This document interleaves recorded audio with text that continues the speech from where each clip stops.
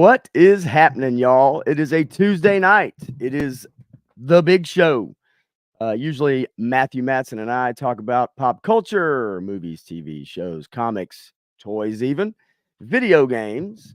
But Matthew Matson has decided to take a sabbatical and go out of town this week. So I am running solo, but I am not solo because I actually have some special guests that I want to bring on, and I want to get their opinions on some of the stuff that I like to talk about because I see a lot of what they like to talk about. And we might even get into some of that stuff later on too. So one by one, I'm going to bring them in. Let's see here. How about we do a little song for each one of them? How about that? So we're going to go with oh, yeah. Ladies and gentlemen, making his way to the main stage, the one and only. Yeah! Yeah, baby. That's What's right. up, Popper? What's going on, man? What's going on, man? This matches your background. Totally. I'll bring it down a little bit. There we go. There we go. Still getting used to this thing, but it's fun. All right, there he is. Wraith Mace is in the house, ladies and gentlemen. What is going on, dude? That's right. How you doing, man? Good. Good. I beefed up on my my boys, so I'm all caught up on the latest 3 episodes. Okay. All right, cool. I actually watched started episode 3 a little bit, or season 3 rather. And need to kind of speed run it to get ready for this new season. So I'll no spoilers. I'll just keep Yeah. it to my memory for episode 1. All right, cool. I like it. And I may let you not necessarily maybe take the lead maybe on it. Give us Sure. your opinion on it. Since I have Absolutely. not seen it, I wanted to watch it, but I thought, man, I need to get caught I up. got some strong feelings, sir. All right. Let's see. How about we get Oh, that's good for him. Oh, yeah, baby. Time to get funky now. The one and only, ladies and gentlemen, coming to the main stage. Woody Triple Deuce is in the house.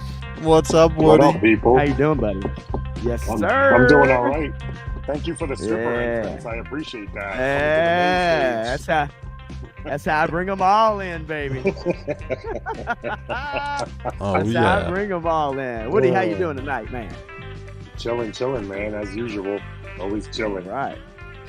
Well, I am glad that you could come on tonight and hang out for a little while, and just so you know, and for anybody to know that whenever you need to bounce, man, you say, "Hey, I got to bounce." You know what I'm saying? So Yeah, I'm Cool. good tonight. I took an old man nap when I came home from work today. So. okay, all right. I like it. I like it a lot. All right. So now we got Wraith Mace. We got Woody Triple Deuce in the house. Let's see here. How about we pull up? No, I just played that. This is what I want. Mhm. Oh, yeah. Ladies and gentlemen, just started his YouTube channel. Just getting into it. He's got more Vipers than anybody else I know. Grievance to the main stage. Woohoo! What's What's up, going buddy? on, man? The Viper King. Yes, the Viper King. How you doing, man? Good. I didn't get my Good. old man that. Well, I've been keeping up with your channel, especially just getting it off the ground. Consistency is the key, and you kind of come out of the gate swinging, and swinging for the fences with those Vipers too. Woody knows that too, man. I'm coming for you. All right. Yeah, you can't show them everything you got right away. Hey, that's right. You got to just do it bit by bit. Well, I'm glad you're here, man, and I appreciate you accepting the invite to come and chat a little while. And we'll get to the chat here in a few moments. But next up to the main stage, I have one more that I need to bring in, and y'all know him. You love him. I do a stream with him every other Wednesday night. He is my cousin. He is Hang on, let me do that again. Let's turn it way up. He is down south 7-7, otherwise known as 3-star draw. What's up, baby? What's going on, man? Redneck immortal in the house. Yeah, all right. Oh my gosh, y'all are crazy, man. I love it, man. How was your day today, buddy? How you doing? Today was a little bit better than yesterday, man. I just dragging ass here since we got the big thing coming up this weekend, so they're going by slow and they are hot. It's hotter than shit down here right now, but yeah, dude, it's going. It's going okay. I just got to get through tomorrow and Thursday and be gold. Okay. Well, it's funny because I'd say 20 years ago, you probably wouldn't have said you was dragging ass. You're probably ready to go get some. Is that again? But let's see. It's Tuesday. Yeah, Tuesday was a possibility. Karaoke night, maybe something like that. I don't know. I might have been hosting maybe back then. Yeah. So right now we have the Avengers assembled, so to speak. If we need to add more, I've put out some other invites. If anybody wants to pop in, I have enough spaces. I got enough for 10 people on screen. That may get a little crazy. I don't expect that many, but maybe I'll have somebody. Yeah, man. Maybe I'll have somebody pop in for a little bit. I did want to say real quick as we get started, let me slide that at the bottom. And then I want to mention that what is up with the chat? Well, right now, we got about 7 eyes on us, and we got a few people coming in, and hopefully expect more. I know the usual suspects right now are here on screen. But hopefully we'll add a few more. I want to say hi to Shane, Same Time Toys. Holy shit, all my favorite people. What's up, Same Time? What up, Shane? You know, he's awesome, dude. He hooked me up with a box of cool stuff, and he's awesome. That's super cool. I did put out the invite. He had some stuff going on, but he said, "Hey, man, I'm good with popping in and saying hi." And I said, I'm good with that. However you want to participate is good with me. And he mentioned the Redneck Immortal. Bobby Wold is in the house too. What a great panel tonight. What a great chat tonight so far. I'm good with that. Love it. Bobby Wold, how you doing, man? 80s Toy Boy. What's up, boys? What's up, boy? 80s Toy Boy. Yeah, boy. Jay Gonzo in the house. How are you doing, gent? I am doing good. Yeah, man. It's the gents club. It's the gentleman's club. Hey, that's how, I said, that's how I like to bring them on stage. It's like the players club. We might have to do a review, man. Like them, we might have to do one of them dances like them witches in Star Wars. We might have to do our own power of one, power of two, power of many. Usually somebody paid somebody to write that shit. Somebody paid $180 million for 8 30-minute episodes. God damn. I'm going to take a guess that Aaron is either done or getting ready to wrap up. So hopefully everybody will filter on through. That's cool, man. Todd C. just joined us. I want to, give a couple minutes to let everybody kind of pop in. What's up, Mr. Todd? Yeah. And I expect a few more as we go along, and who knows, man. And one of the most fun things I've found about doing the lives and stuff is really just kind of chatting and talking to somebody else, right? We all jump in chats and we all have our own lives and our own people we deal with, work with, and in our families, whatever it is. But it's always fun to meet new people, talk to new people, and for me, it's an honor to have y'all on. Not 3-star so much. I see him all the damn time. What the hell, man? Meow, meow, meow. No, I'm kidding. Actually, I love you. It's but to be able to chat and talk about maybe some different stuff that we all are y'all are maybe not tuned into. Maybe you have been, and I don't know it. So for me, it's fun just to get different opinions. It's what I do for a living.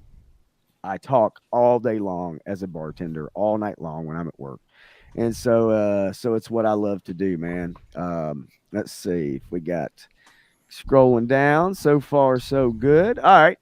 Anyway, so I'm gonna kind of go one by one. As I've kind of introduced everybody, I just want to go one by one and ask you guys, just give me 60 seconds, minute and a half, whatever. What do you look for in your entertainment, your escapism? And I'll start with Wraith, and we'll just kind of work our way around clockwise, if that makes sense. Sure. So that's a good question. What do I look for in my entertainment? Escapism, right? Like I wanna get out of my brain. I want to get out of my work, right? I work from home, right? So, and my job is kind of stressful, the stuff I do. So I want escapism, right? The other thing is there's specific things that I grew up liking. So I like guns, right? I like action. I like characters, like comic books. Remember, we grew up with comic books. Video games, as far as like, I guess I covered the action portion of it. Colors, right? In some instances, or dull colors. So it's all visual. It's storytelling, escapism for me.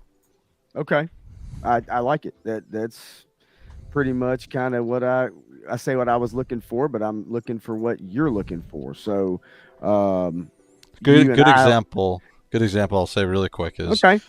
Dune 2, right? So Dune 2 came out. Didn't see it in the movie theaters. I bought it. I thought it was really good. I liked it. I saw the first one, and I saw the second one, and that's a good example of something recent that I enjoyed. Okay, being able to go and turn your brain off, and exactly. just and not deal with anything else but what's on the screen, exactly. what you're reading. Okay, Woody, what about you, man? What do you look for yourself when you're in your entertainment? I'm not a big TV guy. I'm a movie guy more, I would say, but just explosions, action, and comedy. That's pretty much what I stick to. I don't really care about story too much or anything. I can get it and follow along. It's not important to me when I do actually sit and watch something. And most of the shit I watch now is building. I go to work all day, I build shit, then I come home.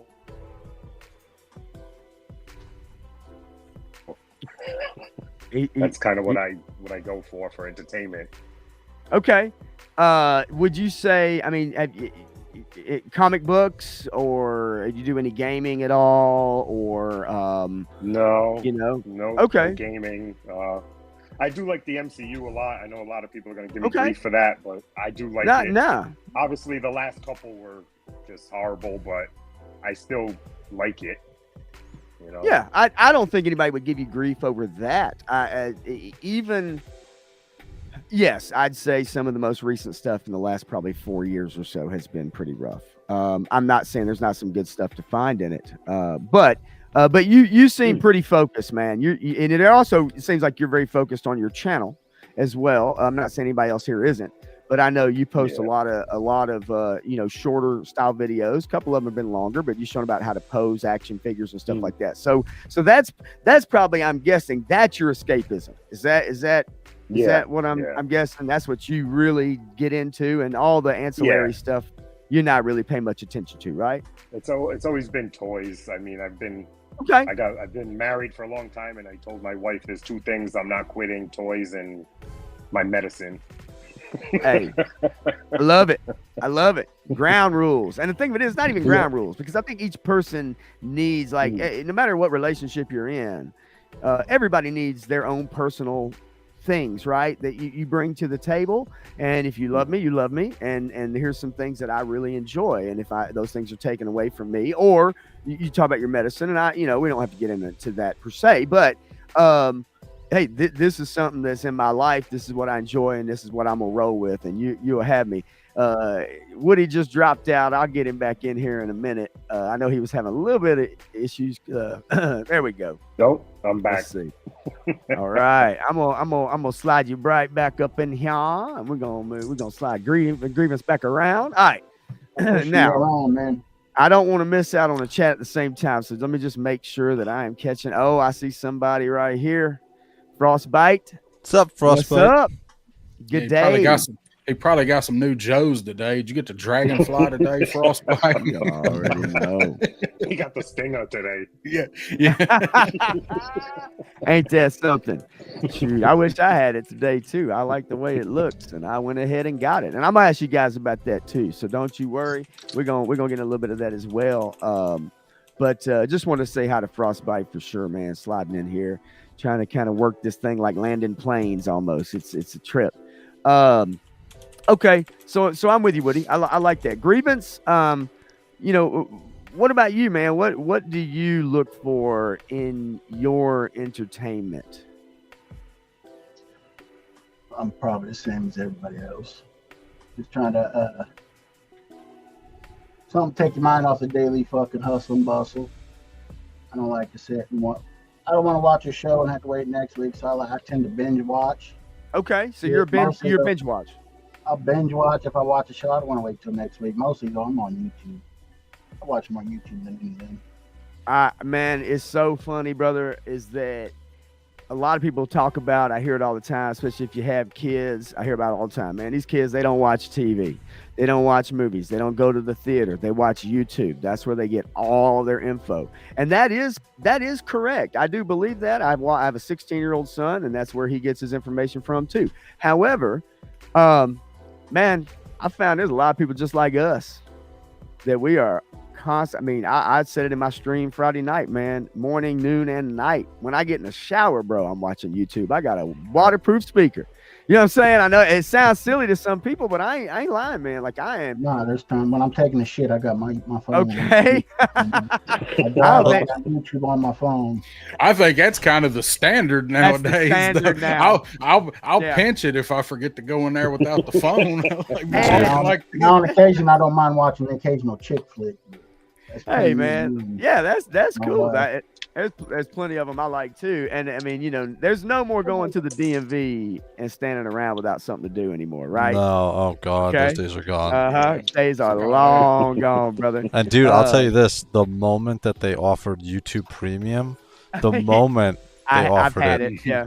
dude, I've had it since 2016. Okay. I'm like, yeah, no, I'm not doing the Oh commercials. yeah, I go to bed with the YouTube playing. Same Keep here. it off with the, keep the screen off so you can fucking bother the wife. Same here, dude. I turn the screen off. YouTube Premium lets you play it. You turn the screen off and just roll with it. That's how I fall asleep. Whether that's good or bad or indifferent, I don't know. But that's exactly what I do. So you and I are very much alike in that respect. And I do. So whether it's a younger generation, older generation, a lot of us do get our entertainment from YouTube. And obviously in the spaces that we're both in, that's probably what we do all the time. It's around the clock, YouTube, so Spotify, chick flicks, and porn. okay. Hey, baby. That's the four tenets right there. Incognito mode. Yeah, right. Yeah, and then when you do Oh, you know about incognito, it still tells The you. little emblem that Yeah. Uh-huh. Change It the looks like emblem so it ain't working. Doesn't it kind of look like a private detective or some shit like that, or it used Yeah. to? I don't know. Yeah, Yep. it looks like the spy versus spy dude, Yep. or the Yep. old school lowrider logo. Oh my god, that's so awesome. All right, so down south, 77. Down south, 7-7, 3-star draw. What do you look for in your entertainment? Same as what's been echoed with everybody else. I want to lose whatever is bothering me. I want to get absorbed in it. What I really want is something that I'm not gonna pick that phone up and look at the phone because I'm so lost in what I'm watching. And I find myself do that a lot with even stuff I really want to watch. And we're so attached to them phones, even if it's something I really want to see, I still look at my phone. I'm like, oh shit, I got to rewind that now. But I don't want to think about work. I don't want to think about relationships, what I got to do this weekend, what bills I got to pay. Cause one of them is probably whatever hell I'm watching it on. So, I just want to enjoy getting out of my head for a minute and get lost in a story or a show. I mean, I can do it with G.I. Joe cartoons, man. Sure. I'm with you. But I want to be entertained, and like I mentioned, if it's on a service, if it's something that I'm paying for, I mean, I want to get my money's worth out of the programming. YouTube's got a lot of great like movies and stuff on it. Yeah. You know, a lot of content creators. I watch a whole lot more YouTube now than what I ever did before, because all of my friends have channels and I try to watch as many of them as I can. So I just want to go away, you know. I just want to disappear. That's the main thing I look for, is to be entertained and get away from what's really going on. So in essence, escape, right? Escapism, escape from the real world, go into a different world. Doesn't matter if it's toys, don't matter if it's movies, TV, don't matter if it's comics, don't matter if it's video games. Doesn't matter if it's all the same for everybody. It could be prawn, right? You know, it's you need escapism. It's crucial, and I'm finding that more and more these days we're finding it harder to get away from the real world, because a lot of real world's being brought into our entertainment. You guys have probably seen a little bit of this and that. You probably heard me rant here or there. So you know how I feel about those things. I feel strongly about them, because I think that's one thing we're missing, is the separation between real world, politics in particular, but real world, and escapism. And one show that I'm going to bring up in a few minutes has made it at the forefront. And it's not just one show, it's many shows. And so we'll kind of go through a couple of them and get you guys' opinions. If you've seen them, great. If you haven't, but you've heard a little bit about it, great. If you hadn't seen it, then I know there's going to be a couple people who have, and they could probably give you an idea kind of what we're looking at. I did want to mention one thing real quick. Jay Gonzo says, same here, Pop. Shower and YouTube. No minutes wasted. No video left unwatched. That is fan freaking tastic. I mean, I'm not kidding, man. And I'll be honest with you guys too. And it started a few years ago. My son saw me taking my phone, right, when I'd go to take a shower and you know, be gone for 30 minutes. And now, what do you think my son does? Takes his phone in the shower and watches YouTube. I learned it from you, Dad. I learned it from you. Dude, my 7-year-old son, we gave him his iPad, right, which is essentially the Google Chromebook, years ago. And so he goes, I'm like, all right, it's bath time. He goes in the bath, takes his iPad and sticks it on the toilet next to the thing. He's watching it. Yep. That is so common now. Now, I can understand somebody saying, look, you know, you got to figure out a way to get away from that. But I think all of us here sitting would agree that we're just as guilty, right? I mean, that's how we spend our time. Well, I'm weird. I still listen to music in the shower. Man, every now and then I will. You know what? No, it's not weird. But every now and then I will throw on a playlist, and I actually used to sing in the shower all the time. But I also used to play in some bands, and I used to have a karaoke company, and so, you know, it was normal for me to be either maybe learning a new song, brushing up, practicing something, singing harmonies, all that kind of stuff. But I do more watching videos now than anything. I love audiobooks, so the audio dramas on Audible. If you haven't listened to an audio drama, it's essentially a movie, but it's all sound. So it's multiple actors, and it's all made just for your ears. So there's explosions. There's, you know what I mean? It's all the telltale signs of just audio, and it's usually about an hour to 2 hours. Right. And sometimes they also have fast formats, but they're great. Those are awesome. I love those. Well, and it's a way to use your imagination too. Right. So you're not just being shown the images. You can create those images in your mind while you're hearing the narration, while you're hearing the characters, and while you're hearing the sound effects and stuff. I will tell you that a certain point of view, it's the Empire Strikes Back, a certain point of view audiobook. Those books came out, and those books are a bunch of short stories from characters in the three original trilogy movies. and it's short stories from those characters' perspectives, and they're not characters that have maybe but a second of screen time, maybe 5 seconds of screen time, no dialogue, but it's a short story from their perspective, and it always kind of relates to something that happened in the movies, and those are actually really cool. The audiobook ones are actually really cool, and they've got some awesome narration in those. So, if you like that kind of thing, man, I would check those out too. I want to say hi to Conhuesos. What's up, man? Hey. Huesos. Yeah, baby. Jesus. Love it. What's going Love on, sir? it. Love it. He's awesome. He's been jumping in some of my game streams lately. Yeah. He's probably like, what the hell is this? And I'm like, I know, right? Yeah, like, What you'd be talking to in the chat is almost here. All right, so good. Getting an idea, of what you guys look for in your entertainment, and I just kind of want to get that. I had a feeling it would be kind of what it is because I think I've watched enough of y'all and kind of chatted, whatever, in the chat a little bit to get a decent idea.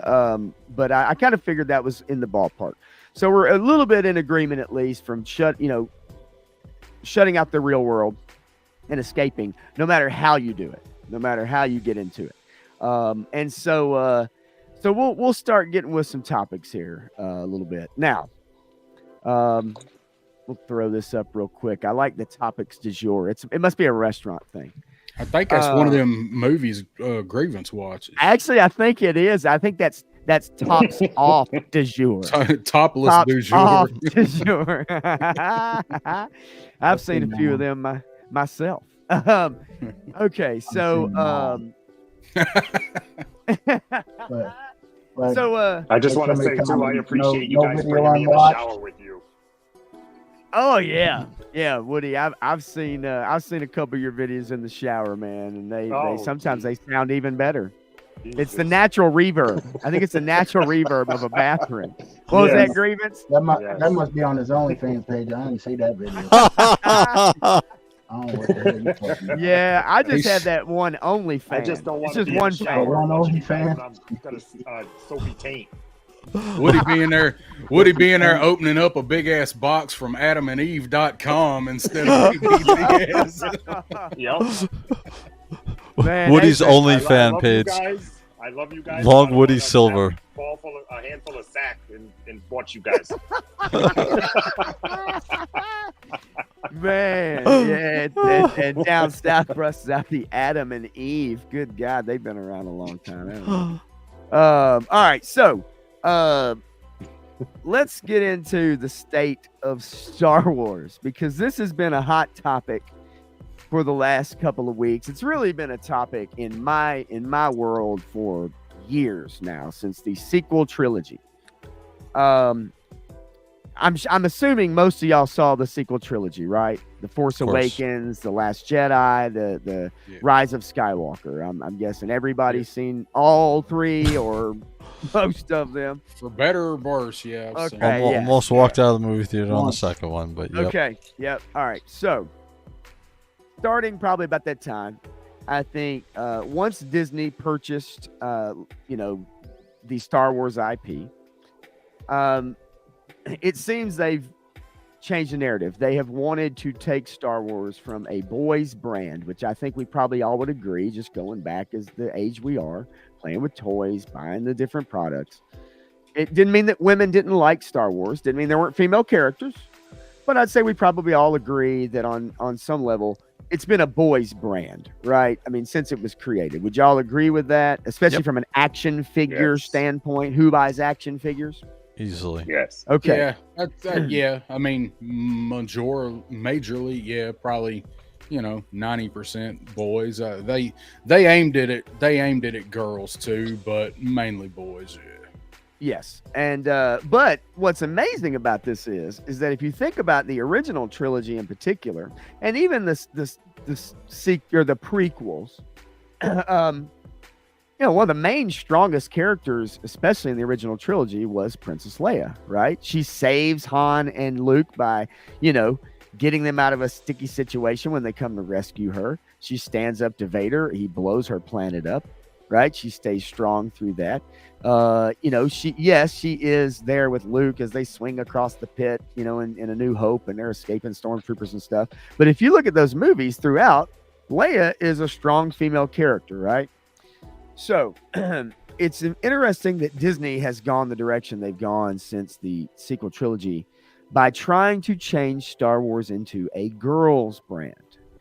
And the proof is pretty much in the pudding. Obviously, this most recent product is the Acolyte, and we'll get to that in a moment. But if you go back and you look at their focus through the sequel trilogy, obviously making Rey the primary character, which is fine. I don't think anybody has a problem with that. However, it's all in the writing. They had a strong black male character who I think most people would actually have rather have seen be the focus of the movies in Finn, who had a very interesting backstory. That's where I thought it was going. Yeah, much better character. They teased him having the Force, right? They teased him having the Force. He wanted to They had him use a lightsaber throughout the whole first movie. Absolutely. And then what did they do to him in the next movie when he wakes up after the second movie? He neutered and get the hell out of here is what they did. And if you remember, he became more comedic fodder than an actual character that you could root for or be invested in, because they basically pulled his screen time, pulled his dialogue, and really changed the tenor of the dynamics of the group, because you had an ensemble cast, kind of like the original Star Wars at first. And then it really honed in on mainly Rey. They brought Luke in The Last Jedi. And so Finn, who was an interesting character with an interesting backstory, but a male, took a back seat. Poe Dameron took a back seat. He went from being a hero pilot to all of a sudden being told to shut up and sit down and didn't know his place by Admiral Holdo, right? and became a villain almost. They didn't trust him. And it was because at the beginning of that movie, remember, he went and he decided to attack and do it on his own, rebelling against the commands. But you're talking about somebody who had saved the day, who had been there in the first movie, who was a hero. And all of a sudden they take him, a male character, and they tell him, nope, you're on the sidelines. You're not respecting Admiral Holdo's authority, right? So you start to see the little cracks in there. Then you start getting your animation. If you remember, I don't know if any of you guys saw the Clone Wars, but Ahsoka was a character that George Lucas okayed. He thought it would be fine for Anakin to have a Padawan. So during the Clone Wars, we start getting the relationship between the two. But then Dave Filoni took over. And Dave Filoni took over once George Lucas exited. And then we started to see the focus was on Ahsoka. Season 7 was all about Ahsoka. Anakin and Obi-Wan are relegated to the background. Almost the entire season 7 was about Ahsoka and then how she would defeat Maul and escape a complete, an entire spaceship full of clone troopers with Captain Rex. Then you get to the Rebel show, and they have, again, strong female leads. Ahsoka comes into that show. That becomes part of that show. Then we get the Mandalorian. You guys watch The Mandalorian? Oh, yeah. 1 and 2. I still hadn't watched 3. Okay. So Mandalorian, again, starts out Western, gritty, awesome character, bounty hunter. By the time season 1 is over, he's a babysitter. Okay. Season 2, they bring in Cara Dune, which was a good character, a strong character, Gina Carano. By season 3, he's being basically run around the galaxy by the leader of his clan, right? The Armorer. Yep. And then if we go to Boba Fett, he became a side character in his own show, and Fennec Shan was the one who did all the damage in that show. If you watched Boba Fett, right? His sidekick, Fennec Shan, she spoke for him. She told people what to do. She was the most badass character in the show. Okay. Then we go to Obi-Wan. We get to Obi-Wan. We have a precocious 10-year-old who runs like she's got a diaper full of dookie. She escaped. She escaped adults. She becomes the focus of the show. We don't even get to see Luke in the show at all, which originally was supposed to be about. That was changed again for female representation, strong female lead, even if it's a 10-year-old Leia. Then we get the Ahsoka show. One comment about the Obi-Wan, that was such a disappointment, dude. 100%. That was the entire thing was such a disappointment. But 100%. I agree. So then we get to Ahsoka, which I think Ahsoka was also a terrible show full of nonsensical plot holes and contrivances. And then, of course, we have, our other lead female character who is, somehow learns now she has the Force, right? She learns she has the Force, and she can force push a guy over a canyon into a starship. And those are some of the people from the Rebels animated series. Okay, now we get to the Acolyte. And again, we have strong female leads. The male characters are treated as if they don't really know what they're doing. They've made mistakes. They're bad people. We have a young black Jedi who could be a good character. He gets put in his place because he's got his shirt off in episode 1. He has his shirt off. And do you know, Disney had to hire an intimacy coordinator for that scene. They had to bring an intimacy coordinator, someone who's paid to be on set to make sure any scenes where someone has a shirt off or there's kissing or a love scene, it gets done properly.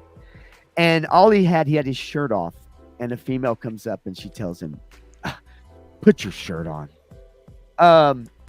And so real quick, that sounds like a position that Grievance could apply for. Actually, you might be right. That might be where you need to go. You might need to go to Hollywood and get you an intimacy coordinator position on some of these shows. I bet it pays well. So like now put your shirt on. You put your shirt on. That's basically literally what happened. He was working out. He had his shirt off, and she comes up, the Padawan, and says, "Put your shirt on." And of course, he's toxic male. He's got his shirt on. So I've taken a long time going through this, but my point is, we've seen Disney go from a male brand to a female brand, and they've tried really hard to do it. They've pushed the action figures, as you all know. So, what are your thoughts? And again, I'll kind of go round table, and you guys just take a couple minutes or whatever.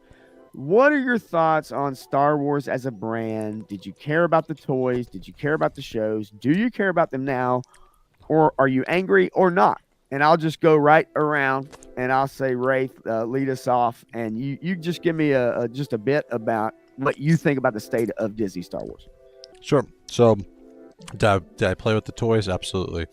So much so that I'm a bit older, I think, than most of you guys. And so I was a GameStop manager in 98, and we got all the Star Wars Power of the Force toys in.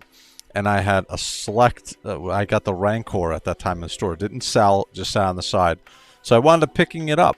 And like a bunch of you guys also, I went to the Phantom Menace, right? I was online. I went to that Toys R Us night that they had the toys for sale. I went and I picked up a whole bunch of toys, right? I brought all my store guys with me. We all went together.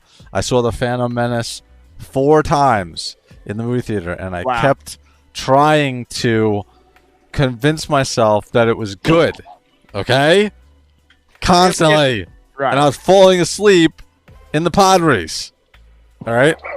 So to me, yes, I was a fan of Star Wars. Currently, I won't watch any of it. About 3 years ago, I decided I'm not watching anything for Star Wars anymore, and I went into Warhammer 40K, and I haven't looked back. Okay. And I thought maybe that would actually kind of be where you were going to lead with that. Yep. Let's see here. Actually, I was gonna try to bring somebody in. I wanna send an invite. So that's kind of where I thought you might go with it. Yep. What about you, Woody?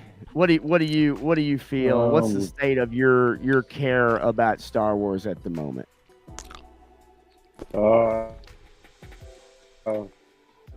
was didn't play with the toys when I was a kid because I kind of missed that boat by like a couple years. I think they Okay. were out in like '77, so I didn't really. First memory I have playing with stuff is like '85 with GI Joes and stuff. But anyway, since Disney's taken over, I haven't really. I've watched the movies and I've watched the Mandalorian so far. Okay. My favorite Star Wars movie out of all of them, like I said, I'm probably gonna get grief. I said this on my channel, and some woman attacked me in the in the chat. My favorite movie is Revenge of the Sith, so I like that movie a lot. And then my second favorite is the one that just came out, Last Jedi, or Rise of Skywalker. Rise of Skywalker, Yeah. right? Yeah, I like for that sure. movie. I feel like it answered, as for me as being a novice. I don't claim to be a Star Wars, guru, but I feel like it answered every question that a novice had out of those 9 movies. I feel like every question got answered, so that's why I like it second. Okay. Sure, and there's nothing wrong with that. Nope. Absolutely not. That's why I kind of want to get an idea from you as well, because I don't think all of us have the same level of pay attention to it anymore. Yeah, Nor do all of us have the same level of playing with the toys and all of that stuff. And so before I get to grievance, I want to bring somebody in here. Ladies and gentlemen, making his way to the main stage. He's a legend, not only in his own mind, but in the minds of many others. The one, the only, the magic and magnificent Tony. How you doing? How's it going, everybody? Legendary. What's up, Tony? How's it going, guys? Good to What's be here, What's man. up? How you doing, What brother? up, Tony? I like is your nice. background, sir. Oh, thank you very, very, very much. I appreciate you for that. Thank you. How you guys doing tonight, man? Chilling out, sir. Fantastic, actually. I'm trying to send a couple more invites real quick, so I apologize if I am not looking at the screen. I promise you I am listening. I'm just trying to pull up a couple invites that I have sent, and for some reason Instagram's really weird. It's like if you send an invite and then it won't let you chat anything else to that person until they accept or something. And of course it's a message request. They've got to accept to get Okay. messages from you. Aaron. And your yeah. Aaron, Um, accept my request, and then I'll send you the StreamYard link, okay? That's how that works. And I don't have everybody's number. I did have some emails. I did have some, Instagram stuff, and so I kind of been cobbling it all together. But Legend, I'm glad you could join us, man. And I'm going to get to you here in a couple minutes. I was having everybody just give me kind of a quick update on their level of give a shit about Star Wars and what their level. Swap Legend and I. There you There go. you go. All right, so I'm working my way now to grievance. What's your level of give a shit? I mean, I'm like you guys. We all watched the fucking originals. The shit was all right. I'm not gonna go back and rewatch that shit. It doesn't interest me. I'm like with Woody. I like Revenge of the Sith. That shit was dope. I want to see the Old Republic type shit. I want to see the Sith. I want to see red lightsabers. I don't want to see, I ain't gonna go back and watch it. The new shit, I watched it once. Mildly entertaining. Mildly. I'd rather play the video game. I used to play Star Wars Galaxies. I yeah, play well, that that's game historical. too. And Yeah. I'd rather do that. I used to play WoW. I'd rather, open sandbox type shit. Yeah, man. See your own So character. As far as the story, the movies and the shows are cool. I like the Clone Wars. okay. The shit was dope, but like the newer movies, I get they're making it for somebody. It's just not me. It's just not you. It's not you either, guys. So. That's a common thing that I actually hear quite a bit, to be honest with you. I hear it. It's being made for somebody. It's just not me. And it's a lot of times. I mean, And we we've had a good run. had a good run, But we've been told expressly by the person who is in charge of Lucasfilm that we're not their target audience. And we're talking about guys that are in their 40s and 50s, people that are in their 40s and 50s. So I understand it. But I think this chase for a modern audience is something that is a fruitless chase. And I'm trying to get to the bottom of exactly what that means. And we'll get into that in a second too. Yes. Okay. I did want to bring in somebody else here, actually. Yeah, we're the ones with the money. We're not the ones with the numbers. 100%. That's right, and we'll get to that too.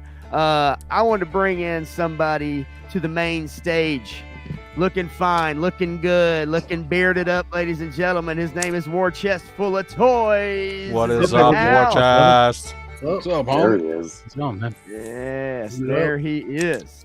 All right, let me hit up a couple little quick things on the chat real fast. Bobby Wold said, Obi-Wan, how can no one see him sneaking out Leia under his trench coat? That was terrible.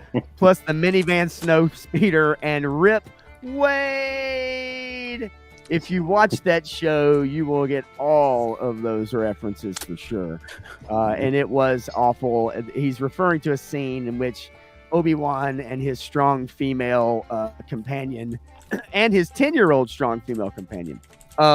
He snuck the 10-year-old out under his trench coat. So there's 4 legs and there's a bunch of stormtroopers and Imperials walking around and nobody notices that there's 4 legs underneath one giant big ass trench coat.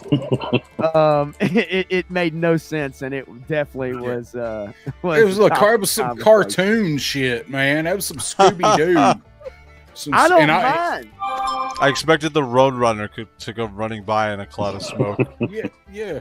I don't Speedy Gonzalez. Oh, we can't show Speedy no cartoon more. shit. I know, right? No, you can't do that. Why? What's wrong with Speedy now? No, Speedy's you can't show. Speedy Gonzalez is the equivalent of showing Aunt Jemima now. You can't do either. Shit, I didn't even realize. Oh that. yeah, no, you can't. You See can't. how much I pay attention to this shit? No, and that's the thing, right? Like, and that's why I wanted to have some folks on that that haven't heard, and be able to kind of get an idea and also let you in on some of this stuff that's been going on. So I Here's went a on question: do they still show Tom and Jerry? Violence. Yeah. They don't show it. Nah. You have to look for it, but it's violence. It's not. If you go on HBO Max, they cut all the great shit out of Looney Tunes too. Yes, Yeah, 100%. Yes, they Yeah. did. So there's no So more they- Mammy. You can't see Yeah. Mammy. Oh, anymore. fuck no. And Yeah. so and you know what else? There's not any pop blender. No, is you is or is you ain't my My baby. baby. Yeah. Oh, Fox God. Leghorn's about out That's too. gone. Yeah, you won't find any of that stuff either. I agree. And so that's what we're going to get into, and I'll try to keep it moving. So now that I've added 2 more, and down south I moved you a little further. Tony, what is your give a shit about the Star Wars brand right now? I don't at all. I was never really into the whole space wizards and laser swords to begin with. I didn't really. I don't care. I don't care. You know what it is? I don't care about space stuff.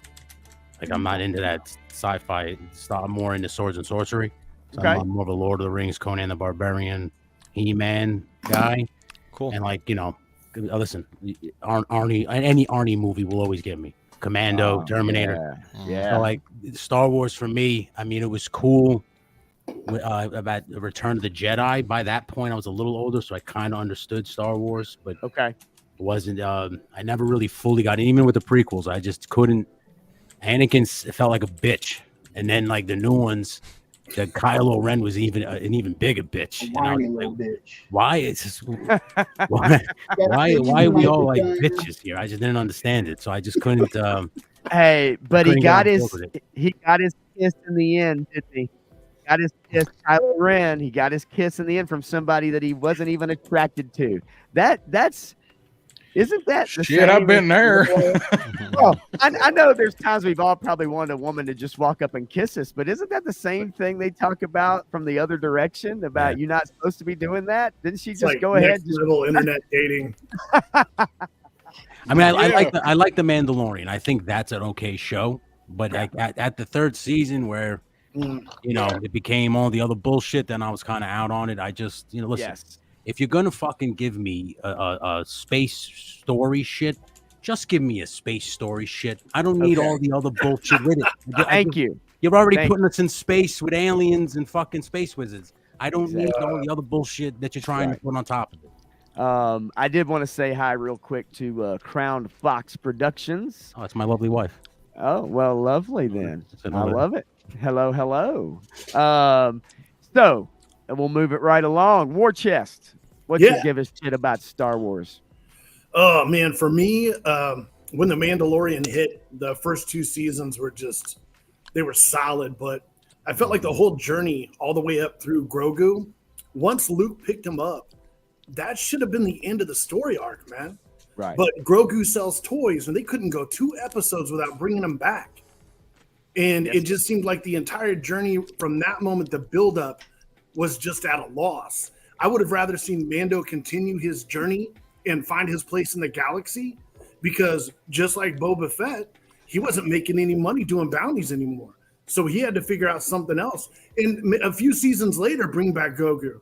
And what was the whole point at the whole scene where Luke told him he had to choose between being a Mandalorian and being a Jedi? It's like only Siths deal in absolutes.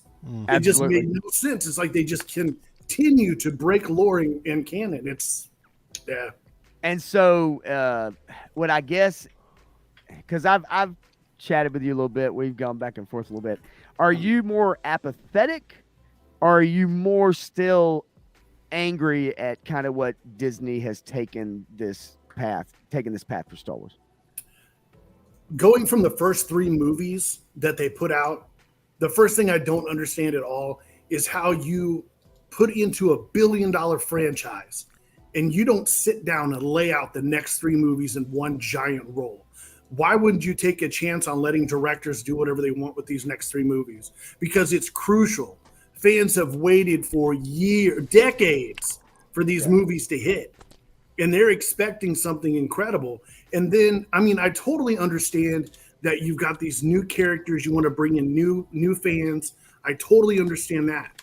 But you can't get the old fans to invest in new characters. I understand that eventually at some point you've got to kind of let the older characters go. You've got to kill them off, but do it in a fan service that, I mean, I understand you're not going to make everybody happy, but like you're telling me Han doesn't go out on the Falcon.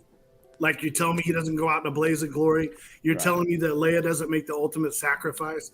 Like when Holden jumped through the Star Destroyer, that should have been Leia's exit right there. They could have done that. Right. Yeah. When she went through the dreadnought and did the Yeah, just- Holdo maneuver.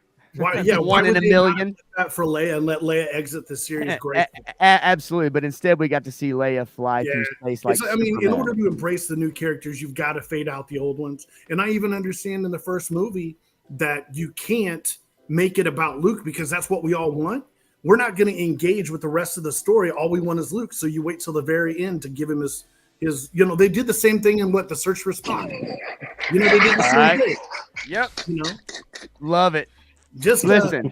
is what it is, But you know what? One of the greatest tragedies is they didn't get Han, Luke, and Leia in Yeah, no one fan scene together. Yeah. Think about that. One scene together in Yeah. the sequel trilogy. Not If you one. want to hand it off to a new cast, that's fine. Yeah.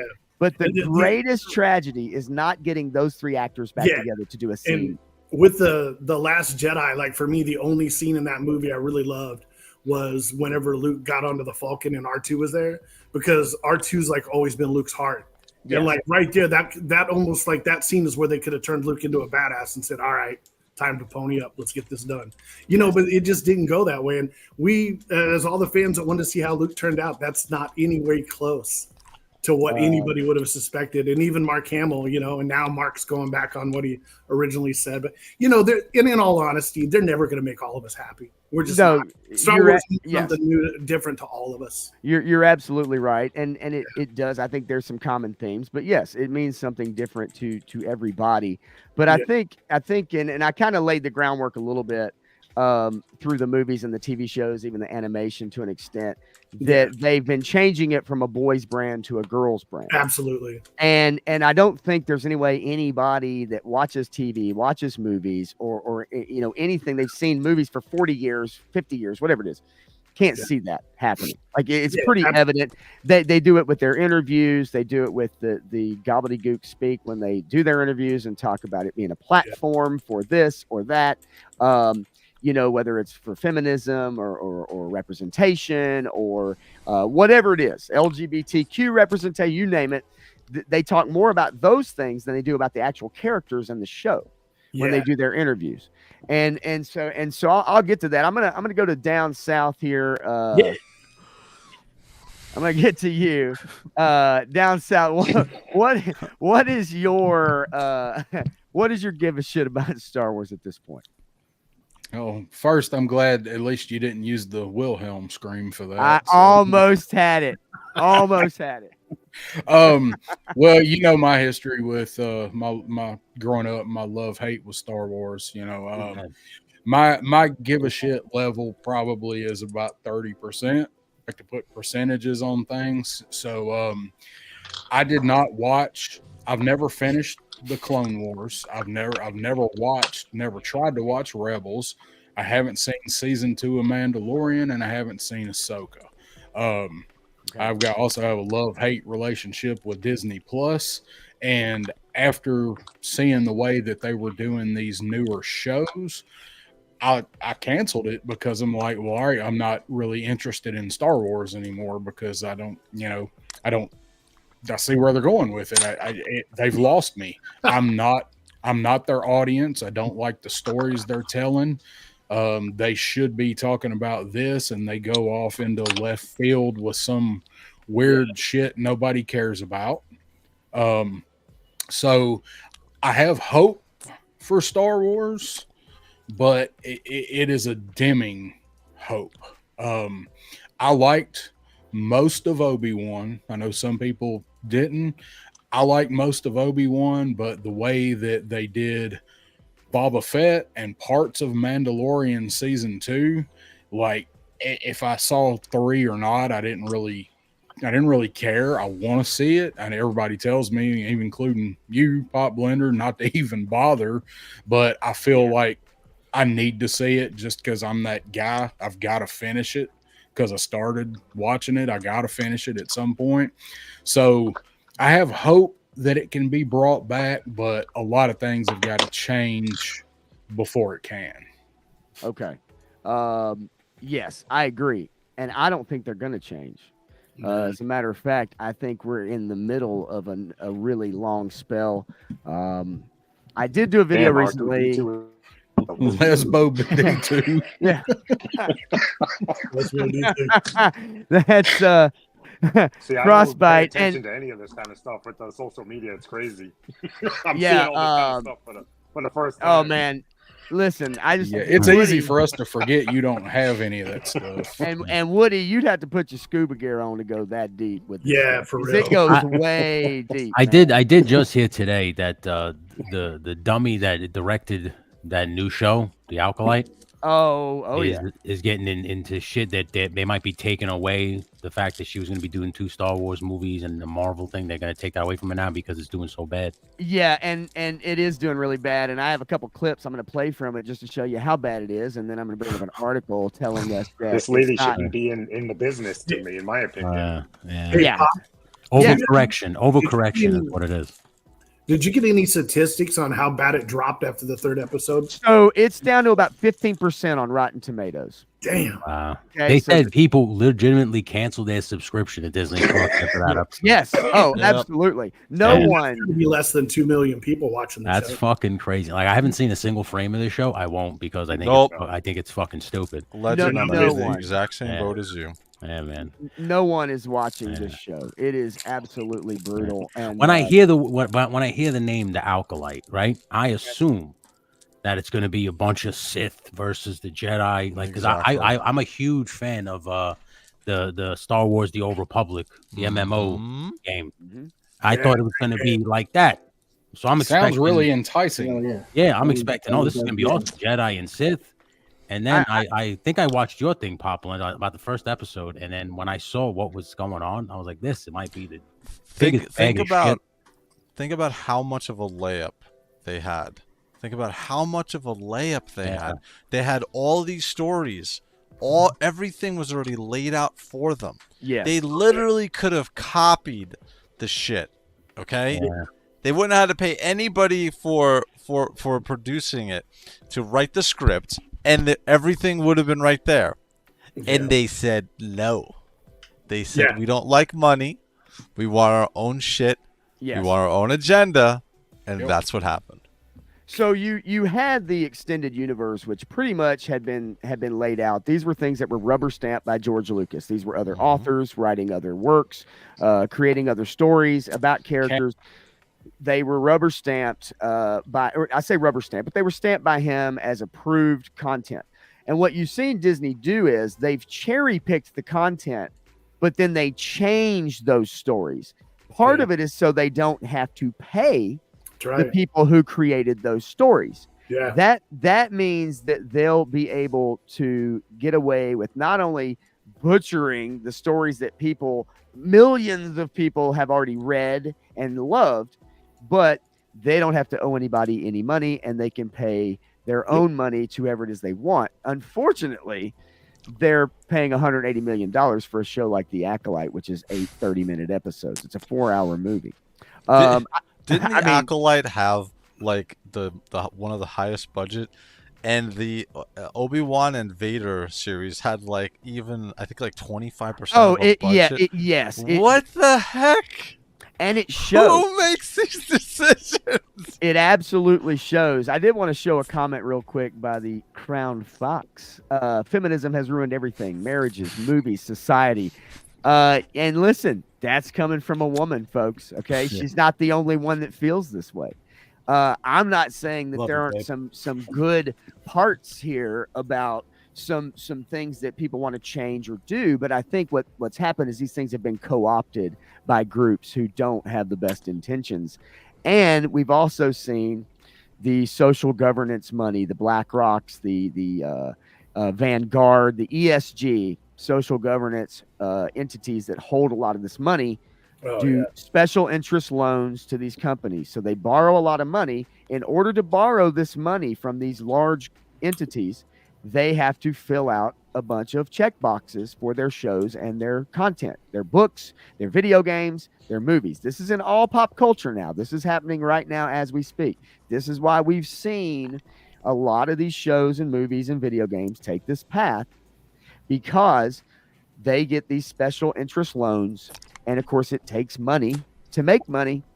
And but they have to abide by a certain set of guidelines. You must have X amount of female this. You must have X amount of diverse this. You must have X amount of handicapped this. You must have X amount of people that can't speak. You have to have, like, it's the list goes on and on. And that comes from Sweet Baby Inc. And when you have because not to get too much into my background is financial companies and such, and so when loans are done, and we're talking about mega loans like syndicate type of loans, you have these certain outliners for these loans, and one of these things that have to do with how social consciousness is hiring companies like Sweet Baby Inc.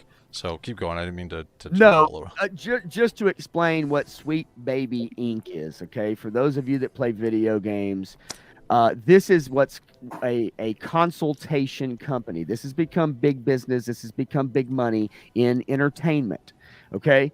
This has happened to Wizards of the Coast, for those of you familiar with that company. Hasbro.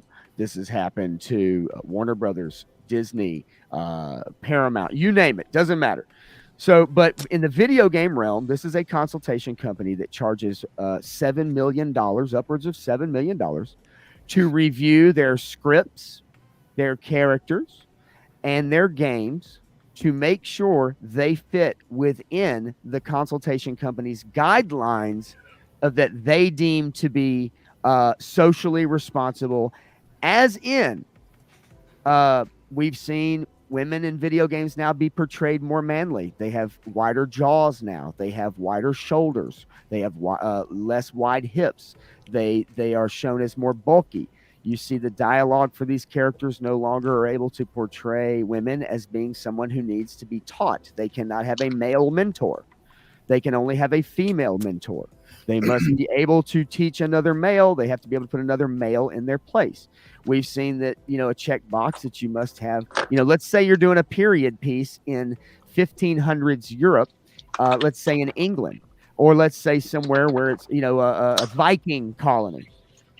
How many Asians are in a Viking colony? But when you watch shows now, when you watch video games, you'll see it looks like the United Colors of Benetton ad in a colony that shouldn't have people from that area. And yet they are forced to do these things. Entertainment, movies are the same way. If you look at every commercial now, every family looks like they've come from around the world. Most every TV show, you could check it off. You have a strong female lead. You have a strong female LGBTQ lead or character. You have a strong, you have a strong black female lead, but usually your male leads, and we talked about this, Hollywood is afraid of a strong black male. You can look at it throughout the last several years in your movies. There are some actors who have definitely been able to get around that because they're almost grandfathered into their careers. But one thing that was brought to my attention, and I will tell you, it makes a lot of sense if you guys go back and look at it. Every black male comedian has been made to wear a dress and a wig and dress up like a woman. Yeah. If you go back and you go through and you look, you will find that almost every uber successful black comedian male has been forced to dress up like a woman on a SNL skit, in a movie, on a TV show, a commercial, something. And Cat Williams brought this to light and said that if you want to be one of the chosen few, this is a rite of passage. Yeah. And you've had a lot of people back this claim up. And I went through and did some digging, and you can go way back into the 60s, probably beyond. Most of your successful black comedians, male comedians, have been made to dress up like a woman in some shape, form, or fashion. That seems really odd to me. But it does lend credence to, and this is going way back, let alone the stuff that's been taking place, in the last 15, 20 years. So to bring it back around to Star Wars, I just want to give you guys a few seconds, just a few seconds. And I'm going to cue it up.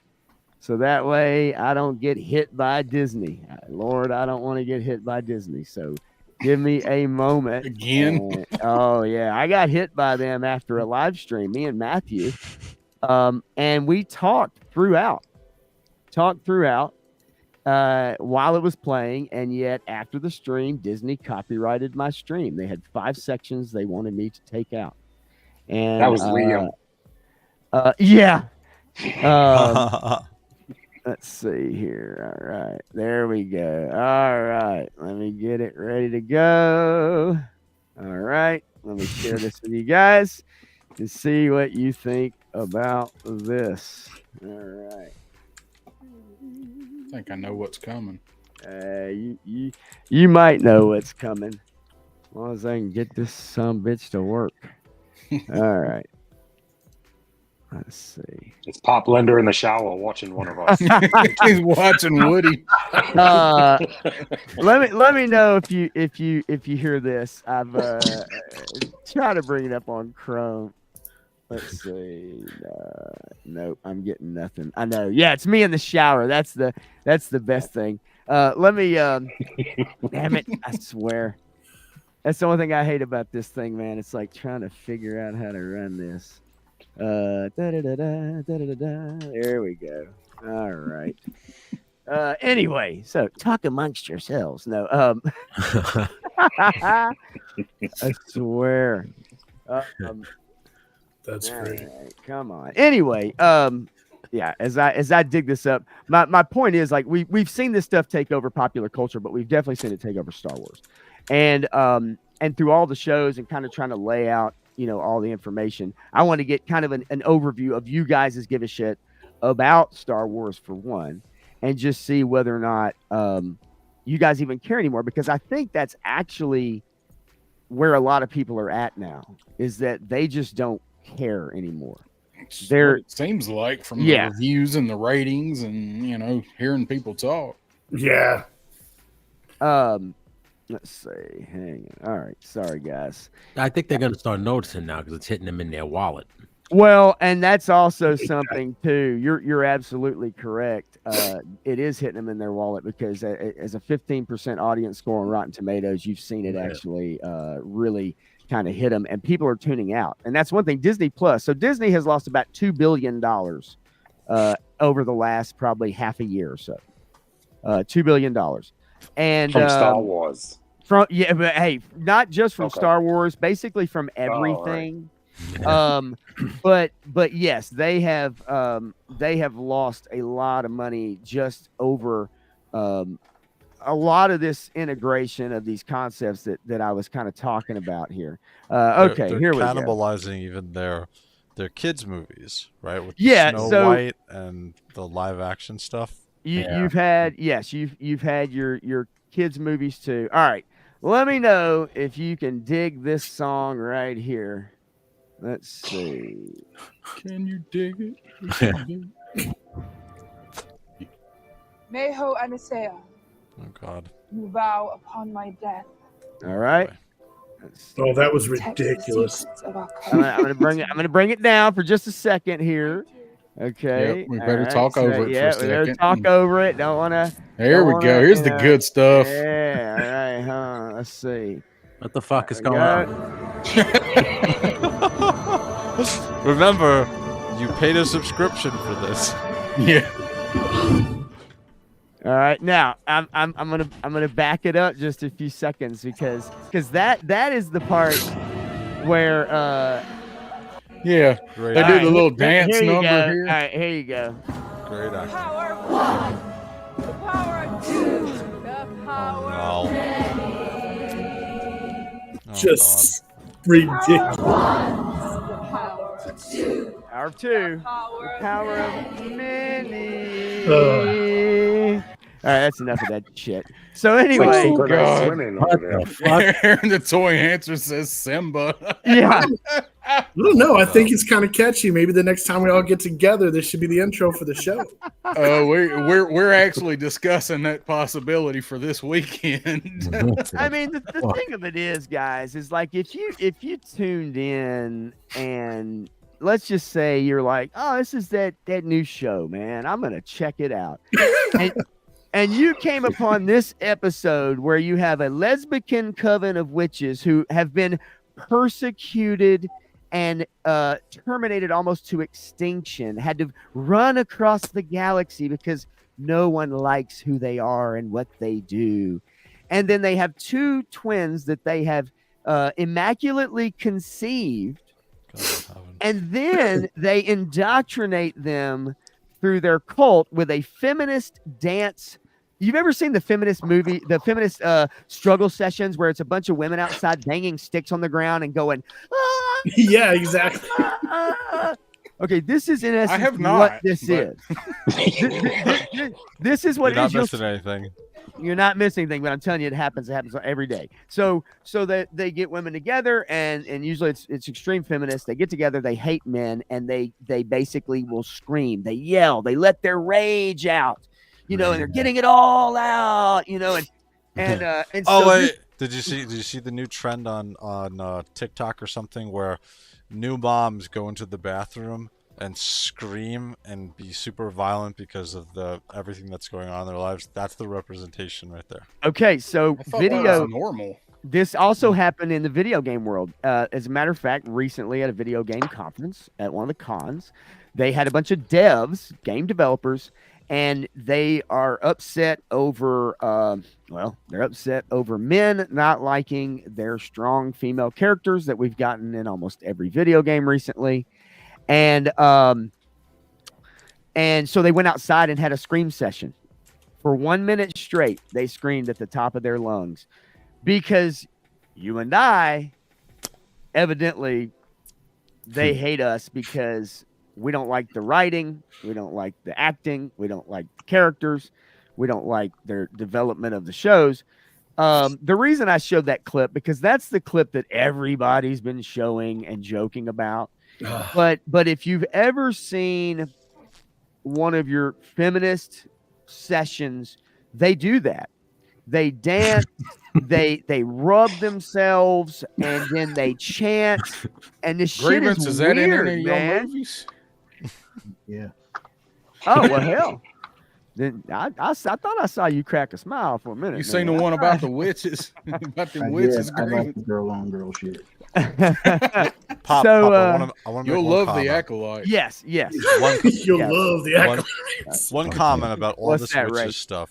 Okay. They had the witches of Dathomir, right? Okay. They already have the witches of Dathomir. So explain is- explain the witches of Dathomir to those who aren't familiar. Can you? So the can you do witches that? of Dathomir are essentially where Darth Maul came from the planet of Dathomir. Yes. And they even have one of the race, and I saw that in the screen that you were showing, they have one of, I forgot what his race is called, but the witches of Dathomir are a female dominant, essentially hierarchy section of that planet, essentially, and they rule with the magic of the Force, essentially. Now, this was developed by George Lucas during the Clone Wars, right? This was already there. Yeah. Why are we making the wheel into Oh. a square? Oh yeah. So It's a basically, good way to look at Disney Star the, Wars. the showrunner of this show, for those of you that don't know, and I'll mention it, I'll keep mentioning, her name is Leslie Headland. She is Harvey Weinstein's former personal assistant.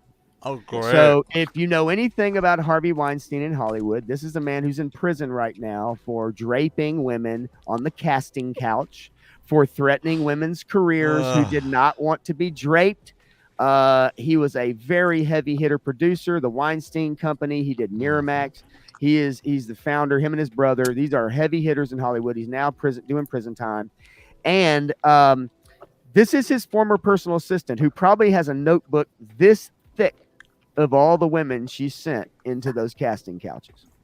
This is someone with intimate knowledge of someone who is now a horrible person in Hollywood, never allowed back.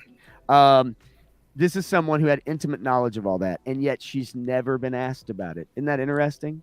Because as a queer person, no one can ask her about it. And that's how she begins every interview. That's her first words is, as a queer person. No matter whether you're asking her about Star Wars, whether you're asking about Luke Skywalker, it doesn't matter.